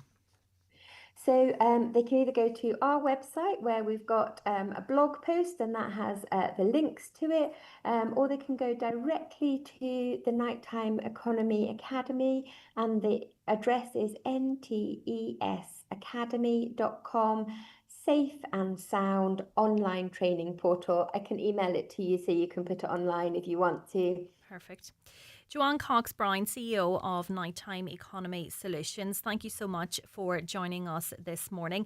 And that training will be hugely beneficial to many, I'm sure, right across the country. And Buncrana is one of those pilot areas for the nighttime economy. And, you know, it is important that we were talking there about younger people, how they deal with situations should they arise. And, you know, you see so many establishments now, like pubs and bars maybe, that younger people, you know, they could be in their teens or early 20s, are left to deal with the locking up in the evenings, and it could be late into the night, and there might be somebody who has too much alcohol, and they might act out to cause a fight, and you're trying to get them out of the building. And it's just important that everybody is equipped when they're being left in such situations with the right tools to deal with them. A couple of your comments now. I'd like to raise the issue of uninsured quad bikes on public roads. It's almost 2 years since legislation was brought in regarding the use of quad bikes on public roads. The law is being completely ignored in Donegal. Gardaí state they are going to target young people using them without insurance or helmets. Why just young people? I live in the countryside and I've yet to see a farmer wearing a helmet while on the public road. None of the quad bikes have number plates and of course are not insured on a public road. I would guess that very few have attended a course that was required to use them on the public road. I'm not referring to a farmer just crossing a road to get to another field. Even this technically requires full insurance, number plates, etc. I've seen farmers with young children sitting with the farmer on the quad bike on the public road, again with no helmets. When accidents happen with young people on quad bikes, everyone speaks of this great tragedy, which of course it is, but one that is preventable. This listener believes the Gardaí should visit every farm and check all the quad bikes are in compliance with the law, including number plates, have completed the course and are insured to go on the public road. That is it's another issue. It's like not like the Diffin, but it's in the similar vein. There just needs to be some regulation of it and just the dangers that it poses as well. A listener says, I'm in Bridgend. We got messages that the bin company won't be coming into our estate again. The bins have to be taken to the end of the estate. Lorries have been coming in for about 50 years, so why suddenly is there an issue now? This will affect 20 houses with a large volume of residents being pensioners. Heidi, seeing roadworks finished at Lurgy-Brack, they should take down the 60 km/h sign now, says that listener. Regarding the road from the mountaintop to Kilmacrennan, in places the hedges and grass have grown out onto the footpath that there is only room for one person to walk. Leaves and slugs leave it so slippy when it rains, and the new electric bicycle can't be heard coming because they're so quiet. How is it safe to take bikes and scooters on the road and put them onto the public footpath? In the UK, in my time, a cycling proficiency test took place in national school, teaching the rules of the road, personal safety equipment and maintenance of your bicycle. Now we have electrical power bicycles and scooters that have the ability to reach speeds of 55 to 50 km/h being put on a footpath with pedestrians. I did that cycle course at primary school and I have never forgot that I never got my certificate for completing it, which I'm very sad about all these years on. But yeah, that is important, the cycle test as well. But yeah, the e-scooters, I've said before as well, they just come up behind you and they're so silent. And I find now, even when you're out walking, any noise at all, you think, maybe there's one you're kind of on edge thinking that one could be coming up behind you. And I have a dog as well, so she's very hard to it's very hard to determine what side of the footpath she's going to take sometimes. So, if electric scooter comes along, God forbid the user of the electric scooter, if she runs out in front of them and the dog itself could be injured.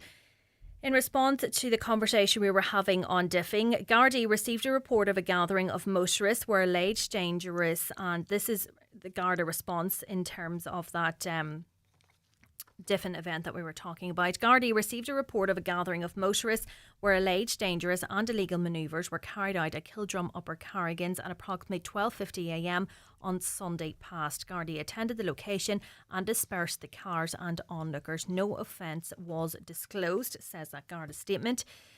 There is enough in Killeigh as it is. How would more ramps stop this diffing? They're not diffing on the ramps, they're diffing on the road where there is no ramps. So I'm not entirely sure of the layout of the road there at Killeigh. As the ramps, maybe you can let me know, is the ramps in the middle of the main thoroughfare, or whereabouts is this diffing taking place?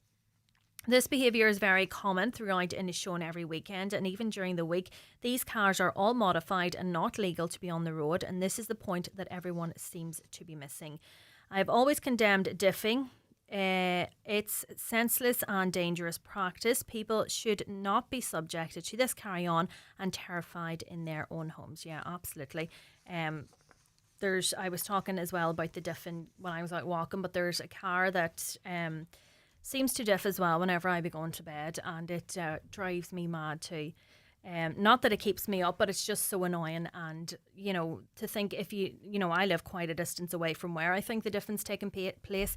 But I can only imagine there, as Nicola was talking about, the 50 cars. And if you lived in close proximity to that, there's no way you were being able to get to sleep that night. So, yeah, it's obviously something does need to be done. We're going to take another quick break and we'll be back again shortly. The 9 till noon show with Letterkenny Credit Union, now offering mortgages from €40,000 to €600,000 with no hidden fees or transaction charges. Letterkenny Credit Union, 9102127. Luxury is not merely seen or heard or even touched. True luxury is experienced. It lies in the minute details that elevate the ordinary into the extraordinary. It's quiet spoken, but leaves a lasting impression. You know it when you feel it. Luxury begins with L. Lexus. Experience amazing. Discover the all-electrified range at Lexus Letterkenny. You've got experience. Now it's time to build on it. With Skills to Advance, get the tools to grow with flexible, tailor-made courses in areas like AI, digital skills, sustainability, technology, leadership and management. They're short, practical and low cost. So whether you're looking to step up, switch paths or stay sharp, this is your next move. Contact your local education and training board or visit skillstoadvance.ie. Skills to Advance. Boost skills, boost business. Supported by Solus and the Government of Ireland. At DoorTech Garage Door Systems in Kilmacrennan, we specialise in the supply and installation of all types of industrial roller doors and garage doors. Whether for your home, business or farm, our doors offer the security you need. For premium quality doors, call DoorTech on 9139941 or visit doortech.ie. It's Patrick Feeney here, and I'm looking forward to the Highland Radio Country Music Weekend at the Clanry Hotel in Letterkenny this October the 31st and November the 1st. I'll be on stage along with Michael English, David James, Stacey Breen and Jordan McBoden. It's going to be 2 fantastic nights of music and dancing, but spaces are filling fast, so book now at theclanryhotel.com or highlandradio.com. Highland Radio weather updates brought to you by McElhenny's. With new season styles arriving daily, discover the latest fashion, footwear and accessories for autumn in store or shop online at mcelhennys.com today. Today's weather, scattered showers will move in and become more widespread through the morning, turning heavy at times with a slight chance of isolated thunderstorms, highest temperatures of 14 to 16 degrees. Now I'm joined by Councillor Jimmy Kavanagh, who is Disability Champion for Donegal. Good morning to you, Councillor. Good morning, Michaela. How are you this morning? I'm good. I'm just reading that weather forecast, though, and it gives thunderstorms, but it's beautiful looking out there at the minute, so hopefully they stay far away. Yeah, exactly. So, Councillor Kavanagh, the National Human Rights Strategy for Disabled People has been published. What does this mean? Yeah, Michaela, that is the new disability for strategy for 2025 to 2030. And there's at national level, there's 5 main pillars to it there. Learning and education is the first one, and that's from earliest education right through to further education, and looking at things like having smooth access between them all and so on. Then there's employment and public sector, private sector, supporting disabled people to find employment and supporting employers to provide employment. The other one then is independent living and active participation in society, and that looks at things like participation in social and cultural life, disability services, housing, all these issues. The fourth one then is well-being and health, and that's accessing health services, health promotion and audiology services and so on. And the final one is accessible transport and mobility, which looks at accessible transport and personal mobility as well. Now that's the overview of the national thing and the national strategy. At a local level, what Fine Gael have done is they've asked that each local authority, Fine Gael councillors in each local authority, pick someone to sort of champion these issues at a local level, and they're recognising, I think, that a lot of the issues facing people with disabilities happen at a local authority level. All the things around housing, for example, roads and planning and so on, are local authority issues. So they've asked that one person in each county council within the party be picked to champion that, if you like, and they've been selected in Donegal to do that. If we look at Donegal, there is the idea would be that that person would work with his colleagues around the country that are also in that champion disability position, and work as well with the Minister for Disability, Hildegard Naughton, to try and find solutions to these problems that people with disability face. And as a councillor on the ground, that is a great link, because you're hearing from people day in, day out about the issues that they are encountering, say, for the lack of disabled parking bays, if there's footpaths people can't get through. Yeah, exactly. All those issues, as you say, parking bays, drop curbs, those sort of simple things like access to public buildings, things like accessibility within our parks and so on. All those things are local. And I would emphasise as well, Michaela, that this is not a Fine Gael thing. There's loads of other people on Donegal County Council, loads of other councillors from other parties that have an interest in this area as well. And I'd be looking to work along with them as well, and to combine our knowledge and combine the issues coming at us and work on them. If you look, for example, if you take the town park as an example, Michaela, this year, for example, the vestry have provided a changing places facility there, and you can see a noticeable increase in the number of people with wheelchairs and so on using the town park as a result. That's great, another initiative that we've had great success with is the beach wheelchair. So there is a lot of good things happening there. Another local area issue is having an access and inclusion officer in each county council. We have a fabulous person in Trudy O'Reilly in Donegal County Council who's doing amazing work, but she needs to be able to do that work exclusively and not have 100 other things to do as well. And she probably needs administrative backup and things like that. We need to look at all those things. And do you think, Jimmy, having this now, the national strategy and the access and inclusion officer, will this be able to help get work carried out more timely that needs to be done? Yes, I very much hope so, Michaela, and I've spoken to the Minister about this, and at the end of the day too, this comes down to funding. Identifying the problems is probably the easy part. We have done audits previously of footpaths, we've done audits of parking bays, we've asked for all those things at Donegal County Council and got the reports. But when it comes into implementing, it does come down to funding. So I have asked the Minister that this be backed up with allocation to local authorities so that we can carry out the work that we identify.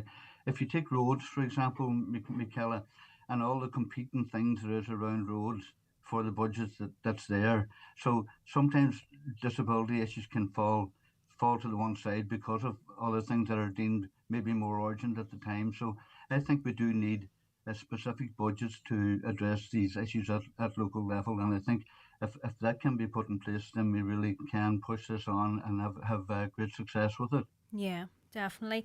Before I let you go, Councillor Kavanagh, you are a member of Fine Gael, and the party has issued a directive for all county councillors to effectively block any independent candidates for the presidential election. Do you agree with this move? I think, Michaela, this is a lot of spin here. We're doing nothing in Fine Gael that won't happen in the other parties as well. Okay. We have a candidate. We have an absolutely excellent candidate in Heather Humphreys. So tomorrow Fianna Fáil will select a candidate. That'll either be Billy Kelleher or Jim Gavin, most likely Jim Gavin. But when they do that, they're not going to be expecting, they'll be expecting that their councillors will not be supporting other candidates. Equally, Sinn Féin will either have a candidate of their own, or they will have, or they will support probably Catherine Connolly if they don't have a candidate of their own, and they won't be asking people to support anyone else. So Labour have already opted to support Catherine Connolly. So what Fine Gael is doing here is absolutely no different than what every other party is doing. but there's a spin being put on it, and that's because we have a candidate in the field, an excellent candidate in the field, and other people don't yet. And if you look, Michaela, at yesterday's poll in the Independent, for example, most of those, if you can call them fringe candidates, are in 1 or 2%. So there's a big fuss being made here about people that are in fairness, are going over it anyway.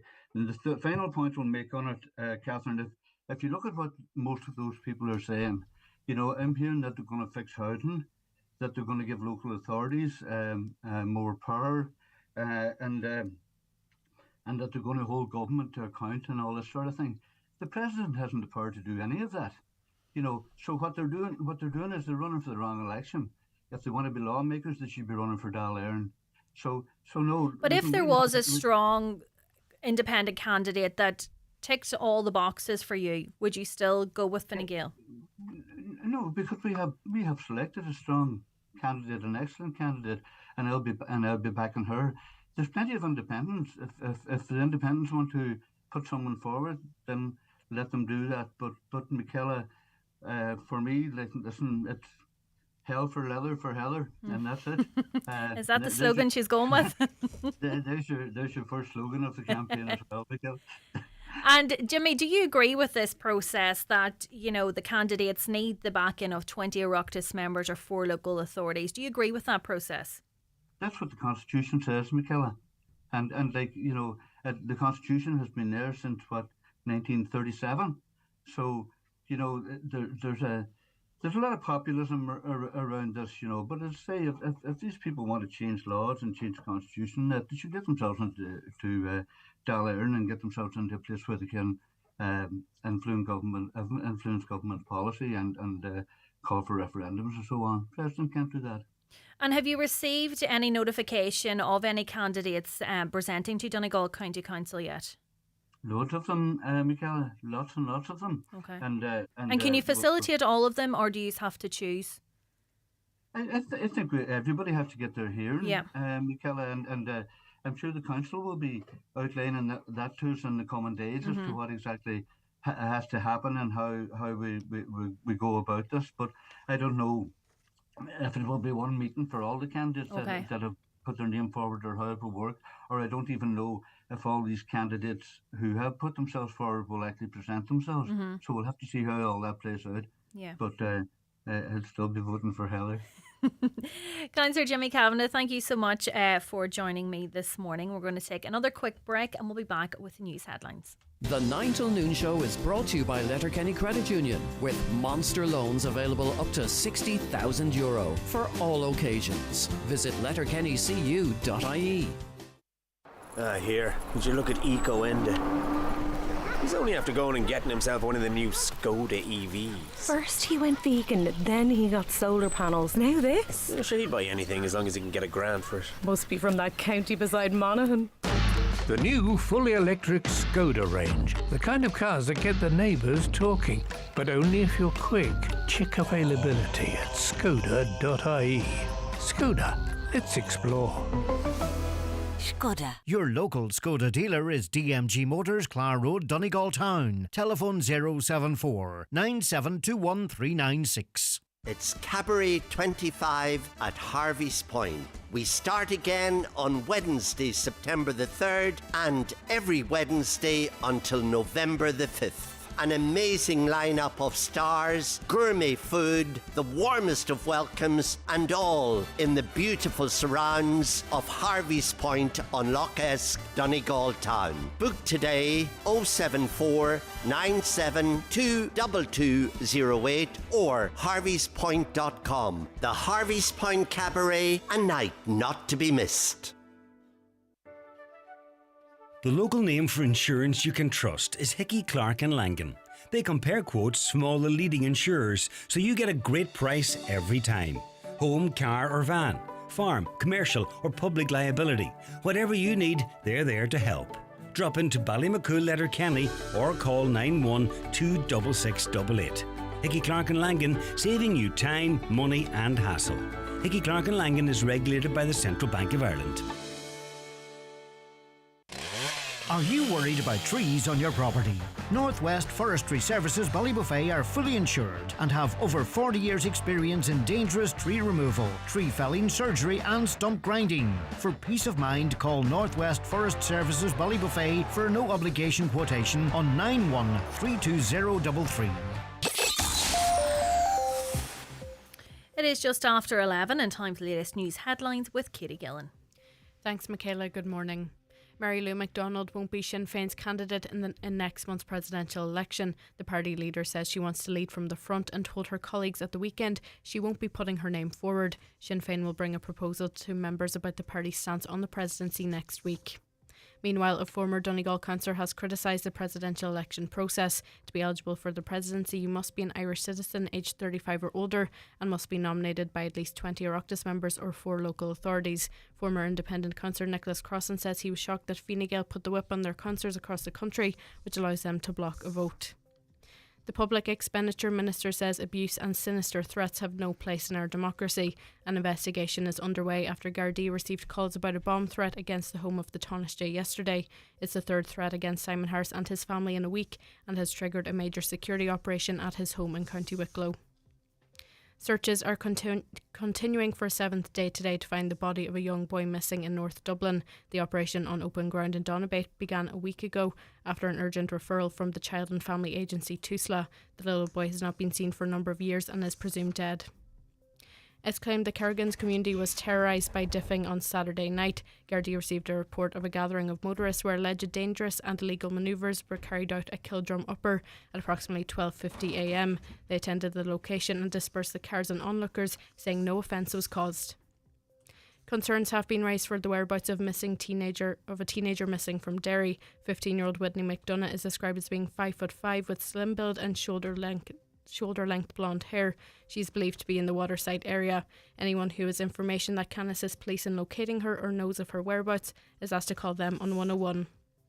And finally, smartphone filmmaking training is to be made available to young people in Donegal. Polka Productions and Donegal County Council's Peace Plus partnership have launched the New Horizons county-wide programme. The programme will run across all municipal districts in Donegal and cross-border areas, working with transition year students and young people in community settings. That's all from the newsroom for now. We will be back with another update at 12 o'clock.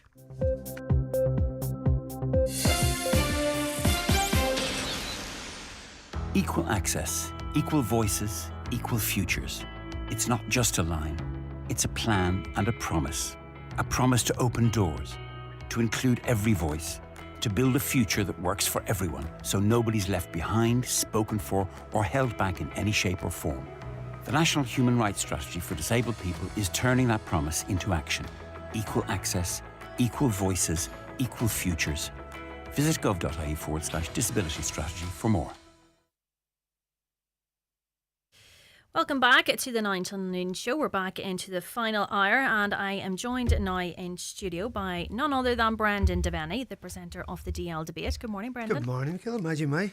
Imagine me. How are you getting on? Oh, getting on the best, fresh for a Monday, which is a bit unusual for me. Is but it? Yeah. Sunday nights are a problem for me, but I was in best behaviour last night because I was going to see you. Yeah. I'm sure you knew more than 5 minutes ago that I was in. Anyway, you had an extremely busy weekend. There was lots happening across the county. Yeah, listen, club championship. It's been very busy. Across the board. When you look at senior, intermediate, junior, ladies.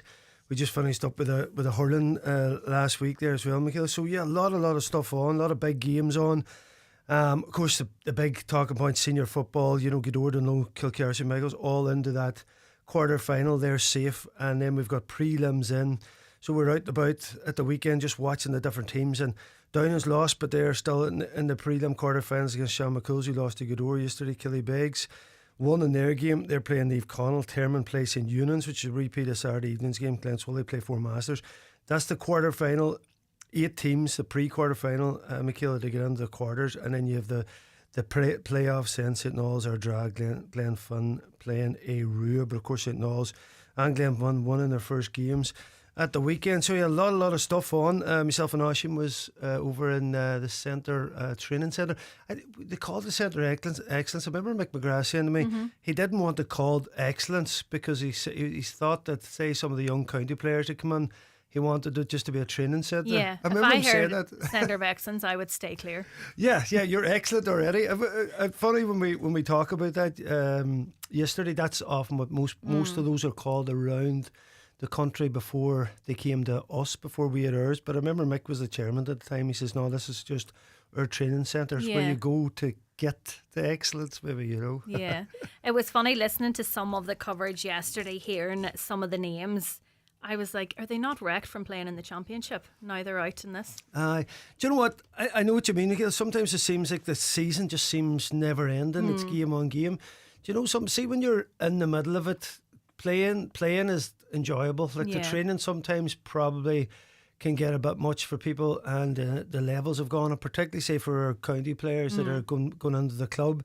But there's often it's like a different complete feel to the club. You're back in your club players. It's a new sense of the dressing room and the lads, and there's not the same toll probably taken on your body. So many county players, the club season is much more enjoyable. For there's them, a lot of pressure on at the county level, a lot of high intensity, be a bit draining. So I think in many ways, I'd say a lot of the county players really love getting back to play with their clubs. And the big thing for me, Michaela, is very interesting now. Up until a couple of seasons ago, really, the top teams in Donegal, if they wanted to win a match, they won them, basically, and outside of them having an off day. But what I'm seeing now is there's a real levelling out between, not just with the rules, but I think a lot of teams have really got their act together around coaching and making the best of the squads that they have. Because I'm looking at that senior, prelim and quarterfinals and the teams in it, and I think nearly everybody in there say, listen, we could beat the team that we're playing. And up until a couple of years Great ago, standard. That wasn't the case yet. The Championship was probably a wee bit, listen, it was very obvious who was going to maybe be in the final and maybe who's going to win it. And of course there still is some teams in there that would be favourites, but I'm looking around to say all those teams that are in that prelim quarter final and that are left at the top, I don't think any of them on a given day couldn't beat the other teams. So it should be. But should it's be great exciting for stuff. the spectators as well. Aye. Well, it's got the knockout now, Michaela. I think when the Championship started there, I was watching a few games and a few minutes in, you're like, is this Championship? Because where Donegal teams are still a wee bit now in terms of possession and backing off, we don't maybe see teams going for each other a lot in the games. Now, there will be sporadic plays and maybe late on when the pressure's coming on. So I was looking at a few games early on thinking, is this Championship? But as it's got into it, I suppose it's first year with the new rules, so it's evolving, but it's certainly to say is much more exciting right across the board, right into the intermediate and junior as well. Yeah, so plenty to look forward to in the coming weeks. But this evening, what have we got to look forward to? Yeah, John Gilday's joined us, former Neve Collins stalwart, of course, Donegal star. We're going to run across all the big games, all the big talking bunch. Oni McGarvey is on as well. Oni's a coach here in Donegal with Niwara. He also does work for Radio na Gaeltacht, so he's a great pundit. He's always well clued in. So we're going to discuss all the games from yesterday and Saturday, and of course into these pairings and the playoffs, the prelim quarterfinals as well. And on top of that, my buddy Aaron Kiernan's going to be on the show. He's the new Mayo coach. He's actually joined up with Meath. Meath, yes. Right. Unless you've heard something I haven't. No, I just reading the sheet, Brendan. Maybe he's coming late. We've seen this with different players there in the Premier League. They look. You like never know. Transfer window and all that. Yeah. No, he's actually joined up by Robbie Brennan. Took him in. He was in at Sligo last year, and he's obviously crossed McGlen. So it's interesting out there, Michaela. Just different coaches are getting taken to different places, and how that influences the squad and the setup, because everybody, no more when we were talking about our clubs, there's great coaching going on, there's great management teams across our seniors. Every county out there is trying to pull in different people to maybe add that wee bit of and value. I always, probably my naivety, thought that the coaching team and the manager was all from the county of the team's county, but it's not. Has it always been like that? No, it would never have been. You would never have got coaches that weren't from the county. I think just as time goes on, if you look at it, particularly when you had this real revolution in GA, when it became, so high profile, particularly Celtic Tiger times and that, a lot of money came into the sport. You had a lot of Irish people were doing well, and then the next thing they started to contribute into. Now, there's a lot of question marks about that at the minute. I'll not get into that. Charles Burns is saying, right, there needs to be a cap on this, because we've heard a lot of stories about a lot of big money out there. And in many ways, I suppose, Michaela, it's a bit unfair than the other counties. Yeah, that's it. Because it used to be a thing years ago, you had a bag of balls in a football pitch and may the best team won. Yeah. But my God, there's been some changes. But it since shows the hunger for teams now that they want to progress and they want to get that top spot. Yeah, that's it. And it just, as I say, if you look at different times, I suppose from our own county, whenever Jim comes back in there and you see the big push and everybody wants to help and dig out and do stuff and that, and that's fantastic for us at the time. We are a football mad county. There's great support to our team in that. But sometimes then if you go up against another county and they haven't got the same financial resources, then the playing field's not that even. Now, it's never ever going to be completely even. But for years there, Michaela, if you looked at the biggest, say, money generating teams in the country, they were also the teams that were at the top all the time. Now, was that just because of the love of the sport in the county or whatever? But I think in some ways there probably has to be some kind of levelling out of what's been paid because... But that cap would be fair. It would be. Again, I suppose it's a difficult enough thing to police, I think, as well. But yeah, if you look at it now, let's say a county really wanted our gym, they could say, right, here's an offer you can't refuse because they have the money. And I think that's probably something that's maybe a bit unfair out there. But listen, it's a difficult thing to police, but he's our gym for now, so leave him alone. That's the warning going out anyway from Brendan Devaney. Leave him alone. But it just shows how, nearly commercialised the sport's gotten, that it has come to that stage. Yeah, well, it's big business. When you look at it, I suppose, and I was never happy with the redevelopment of Croke Park in terms of the way it went about. Like, there's 11,000 corporate seats at Croke Park, they more or less modelled the stadium in the Emirates in Arsenal, which that is a business. And I always tell myself that's not how the GA should have been. It's crazy then when it comes to All-Ireland final and the amount of people that miss out on tickets. That's it. I suppose, when it's a showpiece day like that, but all sports is like that. If you look at any sport, if it's a big game, everybody wants to be there. And listen, there was plenty of tickets going All Ireland final morning. Now, I was on the hunt and I got so many. I was telling people then, no, I don't need them. Right. So I had a load of people to get tickets for. So you're the man to get in contact. Well, actually, my good year. wife Pertrasa was actually doing the majority of it because I was caught up in a few media things. So she was running managing it. Croke Park Hotel, coming out and out, Michaela. But yeah, listen, as I say, just there is that nature. I suppose it's a very difficult balancing act for the GA because it is amateur, but yet there is a lot of money involved in it, and then you have, depending on what club and what county, there's more money in it. So I think if there can be some evening out around that, I think most clubs and counties want to have their own managements in place. You don't want to be going to other counties, but sometimes you have to. Anyway, the DL debate is on after the 7 o'clock news this evening, and it will be available online to listen back to as well. Brendan, much appreciated. Thanks so much. Thank you.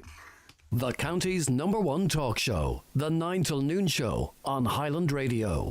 The 9 till Noon Show is brought to you by Letterkenny Credit Union, offering low-rate car loans with fast approval. Apply online at letterkennycu.ie or in office today. I had problems with my knees for about 7-8 years. I think I'd give Kingsbridge 5 stars just because of the support and help that they gave me before and after the surgery. I was a public patient and the HSE reimbursed the cost. Republic of Ireland residents can get rapid access to cross-border surgeries at Kingsbridge private hospitals in Belfast and Derry, with medical costs reimbursed by the HSE. Find out more at kingsbridgeprivatehospital.com/cross-border. Kingsbridge, your fast track to 5-star care. Terms and conditions apply. Attention students, TFI Local Link bus services, available nationwide, can connect you to a wide range of colleges all year round. Save up to 50% on cash fares when you use your TFI Young Adult or Student Leap Card. For route and timetable information, visit transportforireland.ie. We're Transport for Ireland. We're Transport for you. Get more for less with lunchboxes that always pass the test. Because there's 3 for 2 across Lunchbox Essentials with Lidl Plus. That's right, we have soft fresh breads, tasty Irish cooked meats, and delicious Irish cheeses to please absolutely everyone. Simply scan, pay and save with Lidl Plus. For the biggest names in perfumes and aftershaves, visit McGee's Chemist Letterkenny. Dior, Armani and Hugo Boss, Victor and Rolf, Marc Jacobs and Lancôme. Also Gucci, Yves Saint Laurent, Prada and many more. From timeless classics to celebrity favourites, there's a perfume or aftershave for everyone at McGee's Chemist Letterkenny and online at mcgees.ie. Highland Radio Time Checks brought to you by EirGrid, the operator and developer of Ireland's electricity grid. EirGrid, powering up communities, powering up Ireland. The time is... The time is now exactly 17 minutes past 11. Now, a listener was in touch earlier and they were asking, did anybody know about flags being put up in Convoy and the Diamond area of Rifo? I'm joined now by Joe. Good morning, Joe. Good morning, how are you? Good, thanks. So you live in the Convoy area and a few tricolours have appeared there, have they? That's correct. I was down the street this morning and discovered that a whole pile of tricolours have been erected overnight on lampposts up the main street in Convoy. And it's very intimidating. We don't know what is behind this as of yet, but it is intimidating. You know, people like to fly the national flag, but this being carried out under the guise of nightfall does make it intimidating. Well, it does. I mean, I'm as proud an Irishman as the next person and as proud of my flag, but I don't like to see it used in this way because, you know, flags weren't erected here before. Convoy is a lovely place to live. We have a lot of nationalities here. And, you know, in my mind, this is designed to intimidate people who have fled here from war situations, from persecution. And people erect flags overnight in the dark of night. Yeah. You know, they wouldn't put them up during the day. They do it in the dark of night. And in my mind, it's solely to intimidate non-national people. Yeah, and that is, you know, not acceptable in any form, in any community at all. To do this, has it happened before, Joe, or is just overnight it's happened? Well, it's happened overnight. There's quite a lot of flags have gone up this time.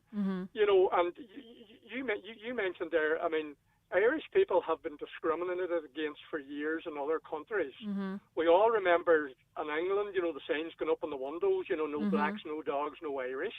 We had immigrant people ourselves who went to America and different countries and were on the receiving end of discrimination. Yeah. And I think we've forgotten largely who we are. You know, this is meant to be a country of 100,000 welcomes, Céad Míle Fáilte. Yeah.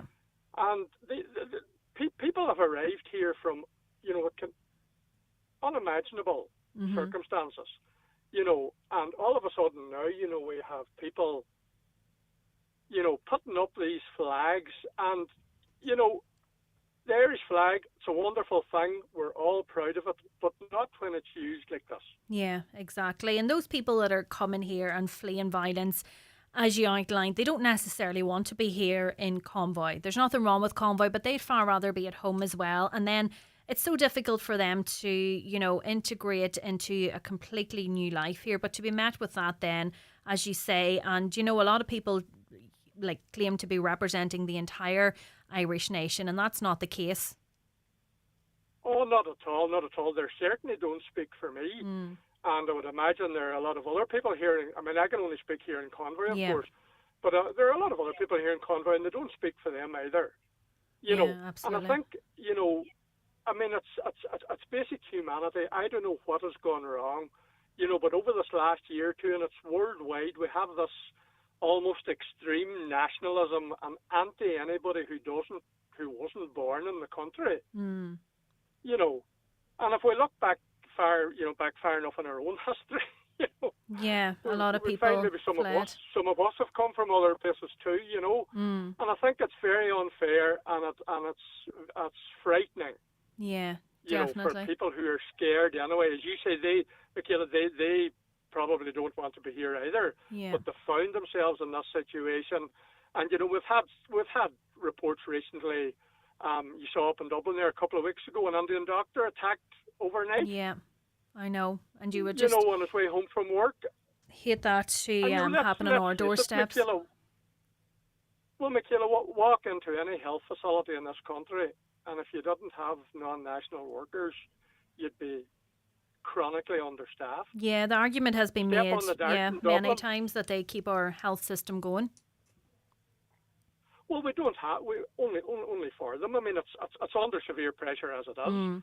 So what would it not be like if you didn't have them? Yeah, I know. You know, and I mean, recently, I mean, you know, if you're in Dublin and you go on the dart or the bus or the trains or any of the public transports, you know, it's non-national people that are staffing there. They're doing the jobs. Yeah.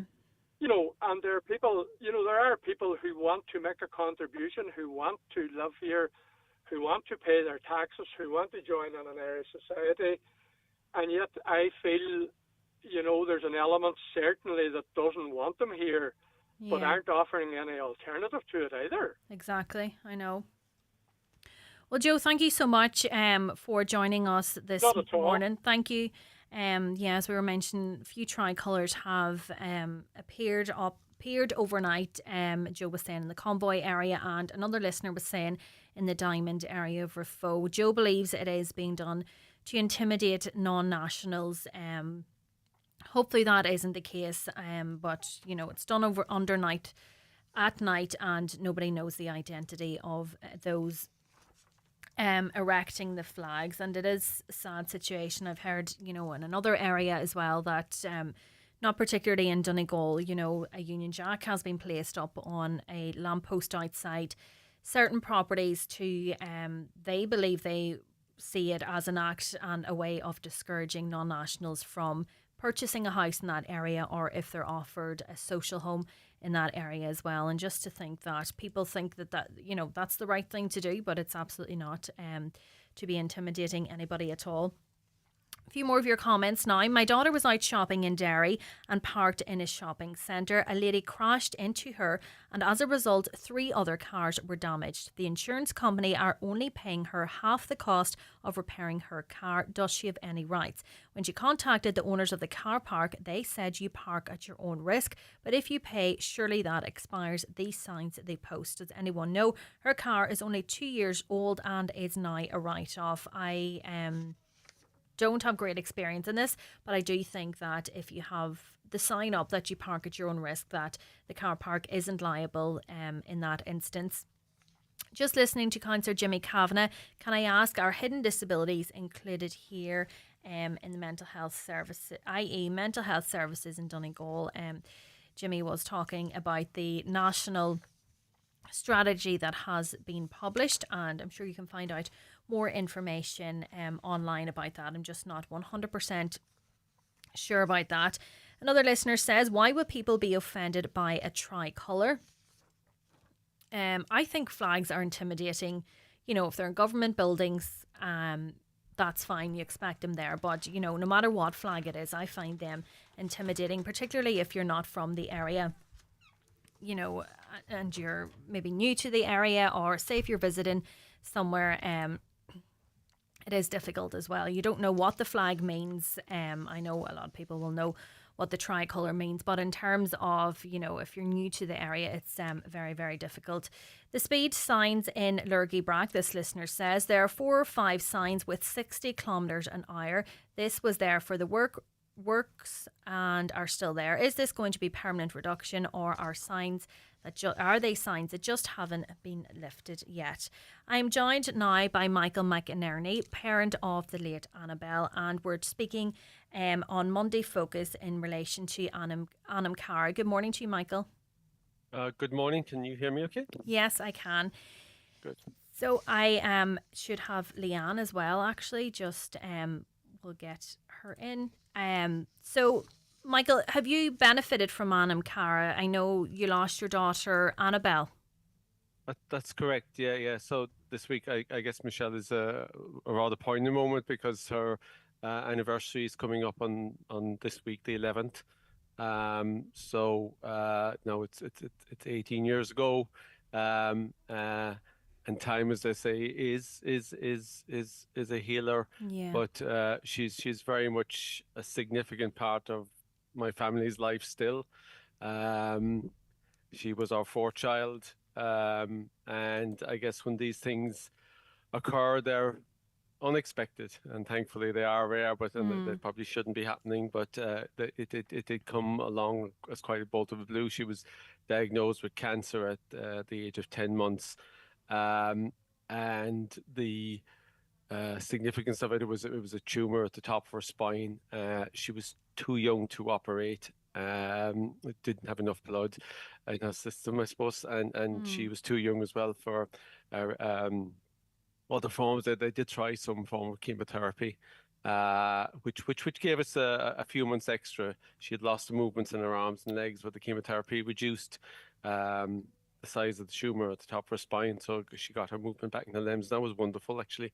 Very precious to us, those few months. I'd imagine. But then the disease spread down along her spine and up into her brain, and so she passed on the 11th of September. So that's our 9/11, I guess. And yeah. So in terms of where Anam Cara fitted in, I guess. You so the immediate shock, you're just are in shock. You're walking around, we brought her home. She was the Royal Victoria Hospital in Belfast, and I'm just thinking there beforehand.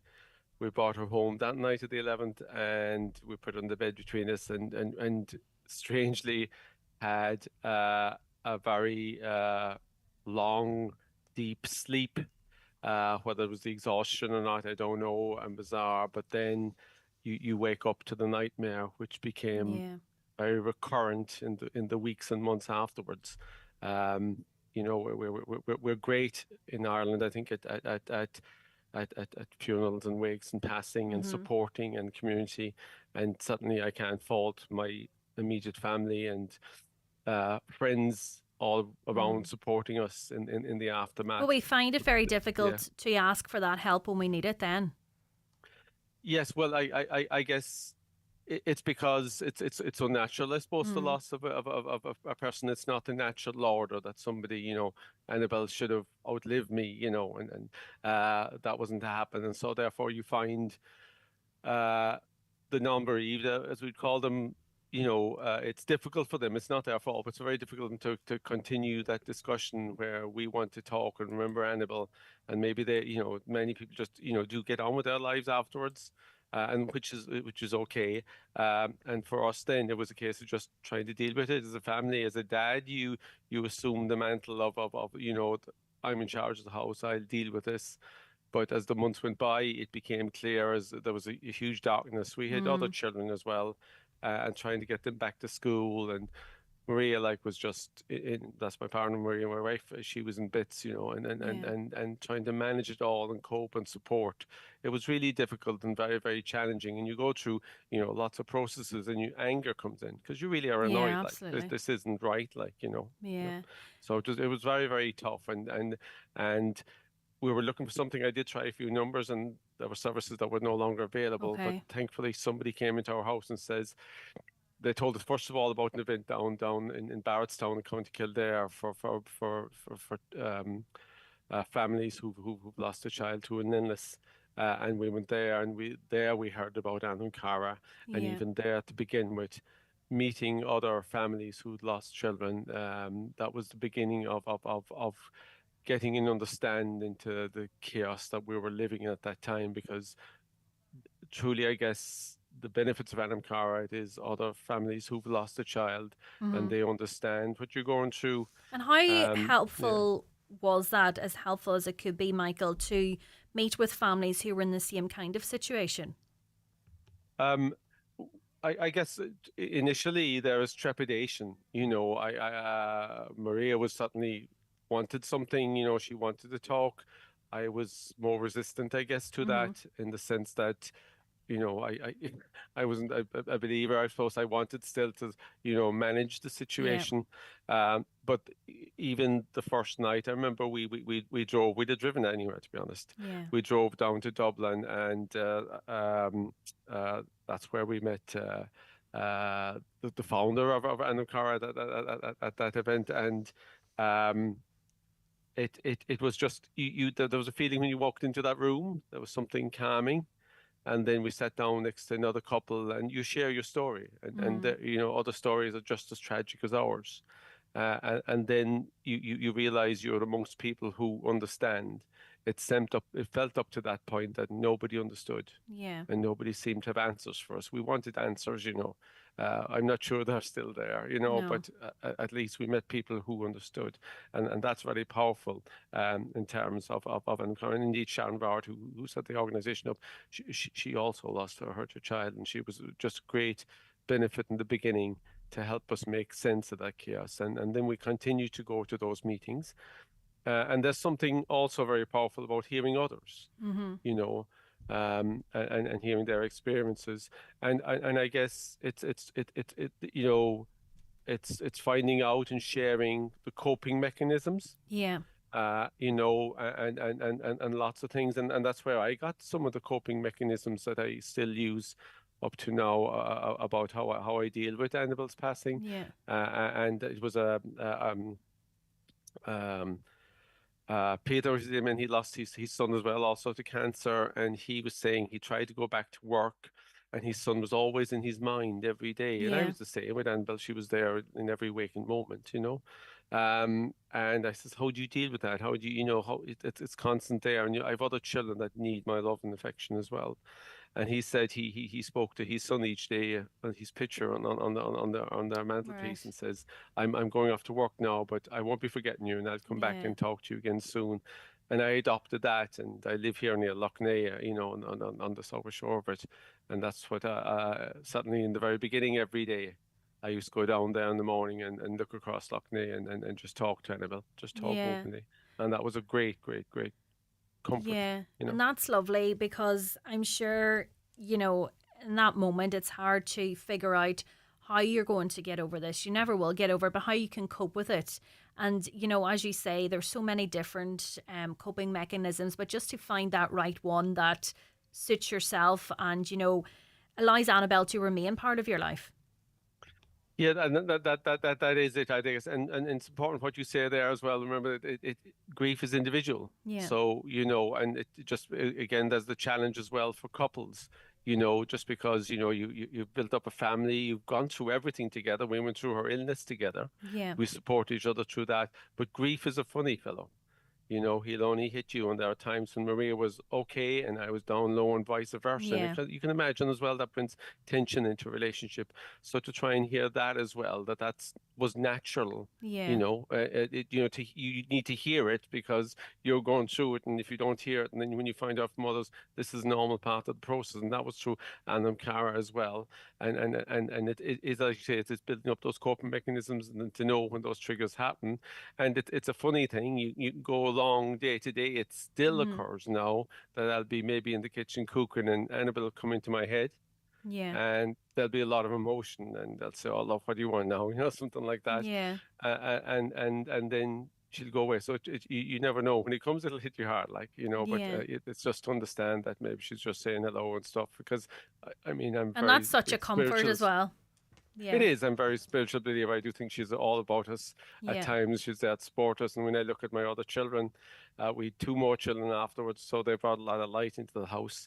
And our youngest, Francesca, when she's the one now that writes the cards that we would send out, birthday cards, etc. And Yeah. she puts all our names and all of her brothers and sisters' names, and she puts Annabelle always in a cloud in the card as well. So Yeah. she's still very much part of the family. And that's all. I mean, I very.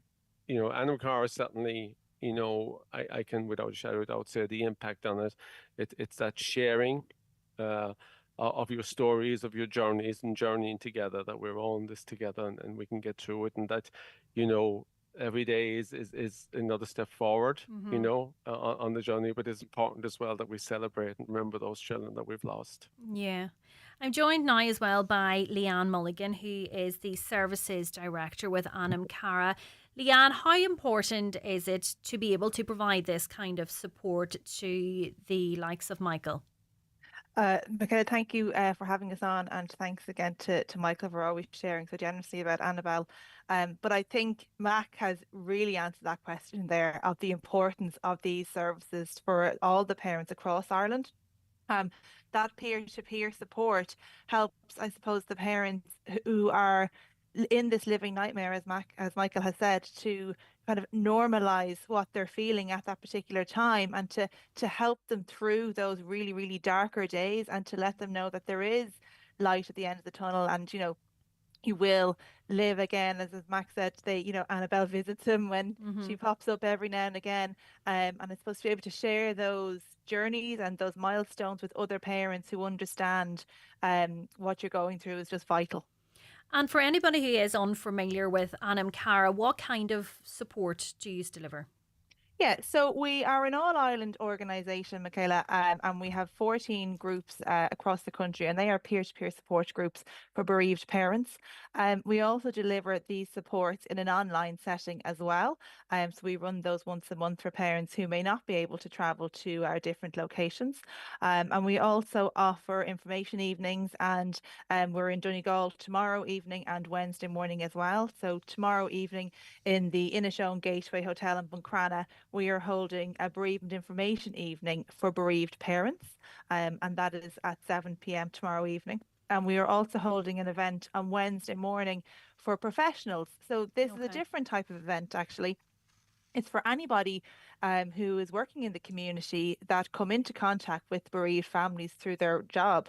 And it's so important for those people working on the front line with these bereaved families to know what services are available to them and what services to signpost them to, because Anam Cara and lots of other organisations are working across the country to support these parents, but we need the people on the ground to know where to signpost to and what services are available to these parents. And I suppose our vision in Anam Cara is that every family throughout Ireland will have the relevant bereavement support services that they need following the death of their son or daughter.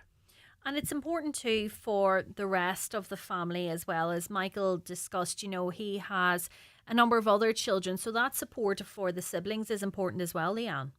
That's right. Yeah. So we're supporting the parents primarily to, I suppose, enable them to go home and support their own children. We would also run a number of events, and Michael actually spoke about one of them there, our Barrettstown Family Picnic, that takes place twice a year, and that is open to all of the family members. So the siblings can come along, Nana and Grandad, aunts and uncles and cousins. They're welcome to join us on that particular day in Barrettstown. And we also run some remembrance events throughout the year as well, primarily in November. It would be one in the Midlands this year in the Hudson Bay, and we're also running one in Munster. And that's available for all the families, including the siblings, to come to as well. And Michael, in terms of that sibling support, how beneficial did you find that? Oh, I guess when I reflect back on it, for them as well, as they get older now, they do. I ask them about, what was the experience like for them, and one of, I suppose, the loving kind of aspects of it as well is that their concern was for their mum and dad. Yeah. But I do remember at one of those events that Leanne has talked about on Barrettstown, the picnic, when other families are there and we have our picnic, and then there's sort of some events around. It's a wonderful estate that we're very grateful that they allow Anam Cara to come in there, and so there's some activities. And I remember my oldest boy coming back and he's saying, "Oh, I was playing with this other boy, and he lost his sister too." And so many ways the mirroring of what the adults experience and sharing the experience happened to the children as well. And I think because naturally enough, if you think back in their primary school, in the aftermath of Annabelle's passing, they did feel the fact that they were being sort of maybe watched and being cared for.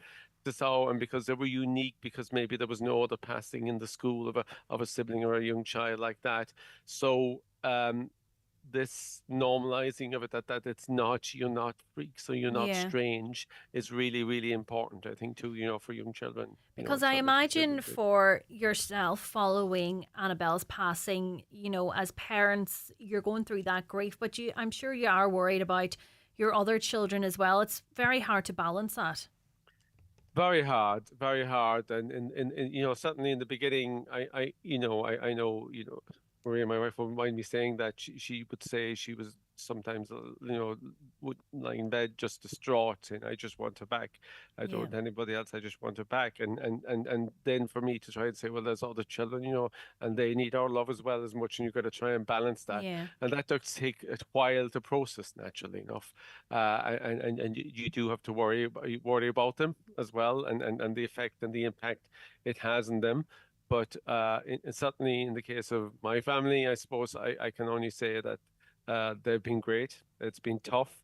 It's been tough watching them. It's been tough watching the older tree tell the younger tree about Annabelle. So it's both loving and heartrending. So, but, yeah. And Leanne, remind us again about the events taking place in Donegal. Yeah, so tomorrow evening at 7 p.m, we'll be meeting in the Inishowen Gateway Hotel in Buncrana. And this evening is for any bereaved parents to join us. It's an information evening. We have Georgia Howard, the Clinical Director of First Light, which is another organisation that support bereaved families around the country. And she will be there to share her thoughts on what to expect after your child has died, the grieving process, milestones, and I suppose just to share as well. We will also be joined by Olive Morrissey as well on the day, and I suppose there'll be a Q&A session as well, so there'll be plenty of time for people to ask questions that they may have around their journey that they're going through at the moment. And if they would like to get in touch to register for that information or for that event tomorrow, they can call us on 085 2888 888. And similarly then on Wednesday morning we are meeting at 10 a.m. for any professionals who would like to join us. And again, it's Georgia Howard will give her input again on Wednesday morning around how you can support bereaved families that you are working with in the community. Both events are free, I should add, actually, and we would love to see as many people there as possible. Leanne Mulligan, Services Director with Anam Cara, thank you so much for joining me this morning, as well as Michael. It was lovely that you could share your story of Annabelle, and I wish you all the very best. Thank you so much for joining me this morning, both of you. Thank you. We'll be back again now in a couple of minutes. Watch the show live now on YouTube, Facebook and at highlandradio.com. The 9 till noon show with Letterkenny Credit Union. Simplify your debts with a debt consolidation loan from Letterkenny Credit Union. Call us on 074 910 2126 or apply online via our app or in office today. Get ready for the Donegal League at Brian McCormick Sports. BMC teamwear, mitre training or match balls. View the value packs online at bmcsports.ie. Training equipment, water bottles, have them delivered or call in store. Brian McCormick Sports, sponsor of Donegal League Premier Division. Juggling family and work, it's not the easiest. I need something flexible, and Care Plus gives me that. Kids are back at school, I'm on the go, but I want a job that's rewarding too, Helping people, bringing a smile to their face. Care Plus makes that possible. For flexible roles that suit your life, join our healthcare and social care teams at careplus.ie. Care Plus. Together we can care for more. Care with a K, care with a difference. This week only, get a free upgrade to Loganair's Fly Flex Fare. Enjoy a larger 23 kilo hold luggage allowance, increased change flexibility, and collect more Avios, all at no extra cost. T's and C's and exclusions apply. Book by 9th July, travel from 1st August. Booking changes may incur additional fees. Book today at loganair.co.uk. Hi, Paddy here at Shane Conley Cars in Donegal Town. Are you looking to upgrade your car? With Shane Conley Cars, you'll find makes and models for every budget. Great finance options, and we also accept trade-ins. Check out shaneconleycars.com or call in to us at Shane Conley Cars from Lonaher Road, Donegal Town. The search for the right mortgage isn't easy, but it's always better with PTSB. So whether you're buying, building or moving, you'll get a team of your own to help you find the right rate. With dedicated options for energy-efficient homes, and an online portal to track every stage of your application, start your mortgage search with PTSB. Apply online today. PTSB. Altogether more human. Lending criteria, terms and conditions apply. Over 18s only. Security and insurance is required. Permanent TSB plc trading as PTSB is regulated by the Central Bank of Ireland. Now, yesterday, unfortunately, there was a two-car collision at the in the Ballyratton area of Redcastle yesterday afternoon at around 2:45 p.m. Now, unfortunately, this area is an area that there has been serious safety concerns raised about in the past. I'm joined now by Councillor Martin Farn. Good morning to you, Councillor. Good morning, Michaela. How are you? Good. Thanks so, for inviting me on your show. No problem. Thank you for joining us. But unfortunately, this is an area that you've raised concern over before. I have indeed. And first of all, our thoughts are with the two people that have been injured, and I do hope that they make a full recovery. The area that you're talking about is known locally as Clark Corner, and it's been an ongoing problem now, Michaela, for many, many years, and it's something that has to be addressed. I have, on a number of occasions, made different motions within Donegal County Council at full council meetings, and had the full support of all the councillors in relation to this matter to have it resolved. And in fairness to the hierarchy in the road section of Donegal County Council, it did go to the NTA, the National Transport Authority, but as yet no funding has been made available. And, this is something that really, has to be addressed, because it's a very, very serious situation. I have had put speed counters have gone down there on numerous occasions, and in some occasions, I'm not saying now that this accident was caused by speed. I'm definitely not saying that, because I have no idea. Yeah. But I have no idea what happened there. I've been speaking to a few people, and they think what may have happened. You can only, there was very heavy rain yesterday afternoon, and we think possibly the road could have been slippery, but I don't know. I haven't the full details on that. Mm-hmm. We have a full MD meeting in Carndonagh tomorrow, and I'll be speaking to senior road engineers in relation to this again. I've done everything that I possibly could. Councillor Farr, back in 2021, you were speaking out because the council did agree to erect temporary signage there at Clark Corner. Is this temporary signage still in place, or were those works carried out at the time? I have spoken so many times with engineers and that. It's ongoing. What they did for me was we put up a driver feedback signs on either side of the corner, basically asking people to be careful and do travel at 50 kilometres an hour over that stretch of road. Mm-hmm. I also got them to put down what we call anti-skid material on the road at the time as well. And to be honest with you, Michaela, there's very little else that you can do. What has to be done, and there's no other solution to this problem, the road needs to be realigned. Mm-hmm. And that is from Clark Corner, the other side of Clark Corner on the Derry side, up as far as the Ballyratton Road. That road has to be... Now, I was speaking to engineers some time ago, and I'm going back before my time in the council, and I'm there 16 years now. There was talking plans then of realigning that road from the village of Redcastle up past Ballyratton, but that never materialised, and money was never made available. Okay. And so is this an issue of funding from national government that is the issue? It is, of course, yes, yeah. Now, look, this is a very busy road. It's busy all year round, and especially during the summer months, it's extremely busy.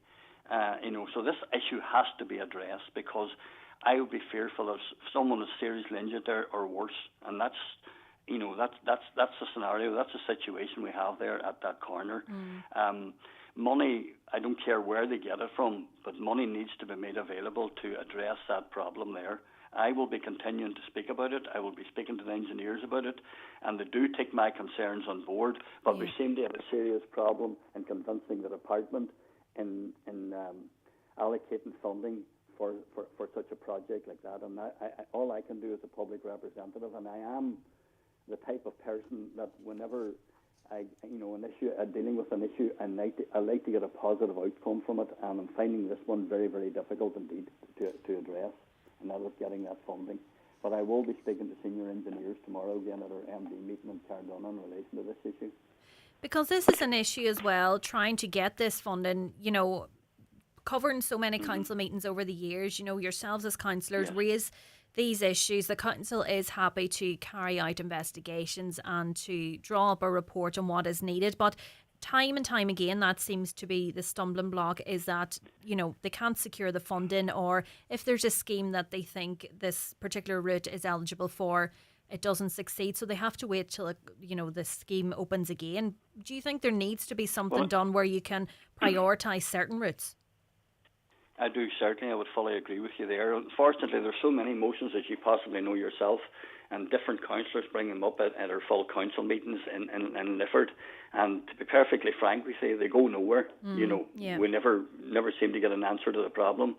But since my time on the council, I'm born and reared here, and I know the seriousness of that corner. I mean, I would drive it nearly most days myself, to be honest with you. And this is why I had got them to put up the driver feedback signs, anything that I could possibly do in the interim period to try and slow traffic down and try to not just to let people know just how dangerous a corner is and to go at a certain speed. But in some cases, I've had these speed counters down, and in some cases I would have been surprised at some of the speeds that some people were going at, and they were quite high, to be honest with you, over the years. There were some heavy traffic going at some very heavy speeds, and but I'm not saying now I don't know this accident. I'm assuming it could have possibly happened maybe with the road being slippery. I'm not for 1 minute saying that it was speed at all. Definitely not. But particularly as Donegal is becoming, somewhat of a hotspot for tourists and, staycationers, it's important that the correct signage, the correct, safety calming measures are put in place for all motorists. Absolutely, I agree with you. But as I said, in relation to Clarke Corner, I've done really as much as I possibly can there. There's not really anything else you can do. We've got the anti-skid material down. We've got the driver feedback signs either side of the corner asking people to go at 50 kilometres an hour on that stretch of road. It's just not nice. The only other alternative there, Michaela, and if someone can come up with another idea, I'd certainly listen to it. But the only other alternative there is the road needs to be realigned to solve the problem. And that was on the agenda a number of years ago by Donegal County Council, but for some reason, again, I think it was all down to funding. It never happened. But I will, in my period of time now in the council, I'm into my second year now in this term, I will be bringing it up again, and I will be asking for the support, obviously, which I will get from my fellow councillors in relation to this matter, because they know the seriousness of the problem as well as myself. But being a local councillor, it's my job to bring it up at every possible time that I can, while I'm speaking to the engineers, and to keep it on their agenda and try and get funding for that corner. There's no other solution rather than the road being realigned. I can't see any other alternative. Yeah. Well, hopefully that solution is secured. Councillor Martin Farron, thank you so much for joining me this morning. The 9 till noon show is brought to you by Letterkenny Credit Union. Digital loans now available. Apply online or via our app today and get your loan transferred directly to your current account. Get the job done with the right equipment delivered direct from Watson Hire in Letterkenny. Free delivery on all equipment has been extended to the Finn Valley area, including Ballybuffet, Stranorlar, Castlefin and Killygordon. With great daily and weekend deals available, call Watson Hire, Lisnen and Letterkenny on 9167777. See Facebook or visit watsonhire.ie. Hello, Jedward speaking. Sorry, Edward speaking. Hey bro, I'm glad you picked up. Who is this? It's me, John. I'm literally outside in the landing. I don't know any Sean. Lose my number. Hello? Edward, don't hang up. I'm sorry for saying a handyman could fix the gas boiler. Please forgive. Always use a registered gas installer, or you could risk everything. Find one at rgi.ie. This week at Dunnes Stores, get half price and better than half price on your favourite brands. Pick up selected cereals like Kellogg's Cocoa Pops and Special K, now better than half price. Get selected Kids Innocent Smoothies 4-pack or Dairy Dunkers Jumbo Tubes 3-pack half price. And snacks like Kellogg's Rice Krispie Squares 4-pack range and Belvita Milk and Cereals 540 gram. Also half price. Plus, save more with your 10 off 50 or 5 off 25 vouchers. Dunnes Stores. Always better value. Terms and conditions apply. Vouchers can be used on next grocery shop. Get ready, Donegal. The big Highland Bingo Party is here. On Saturday the 29th of November, the Villa Rose Hotel Ballybofey transforms into the wildest Christmas party of the year. Hosted by me, Keith Fletcher, Lee Gooch and Marty Friel on the decks. Think festive cocktails, classic party anthems, ridiculous games of course, and mad bingo mayhem. Loads of prizes on the night with the €1,000 top cash prize up for grabs. You better be quick. Tickets are on sale. Grab yours on Eventbrite or check out highlandradio.com. The big Highland Bingo Party. Over 18s. Ha ha! It's bingo, but not as you know it. Highland Radio weather updates brought to you by McElhenny's. With new season styles arriving daily, discover the latest fashion, footwear and accessories for autumn in store or shop online at mcelhennys.com today. Today's weather, scattered showers will move in and become more widespread through the morning, turning heavy at times with a slight chance of isolated thunderstorms, highest temperatures of 14 to 16 degrees. Just to finish with a couple of your comments or your chat about the presidency. In these days of people struggling, has nobody ever thought of the costs involved in having a president? €3 to €4 million annually, and if that's value for money, asks this listener. Plus the cost of running to be elected. What does the president actually do apart from turn up at Croke Park and other sporting events? Complete waste of time and money. Think of the bicycle shelters you could build. Or even better, turn his residence into an iPass centre would be useful then, says this listener. Well, the president does sign the laws, so he does have a role to play in terms of what does happen in this country. Another listener says Mary-Lou MacDonald and Pearse Doherty are far more valuable within the Dáil than in the Áras. The government are not in tune with the Irish people.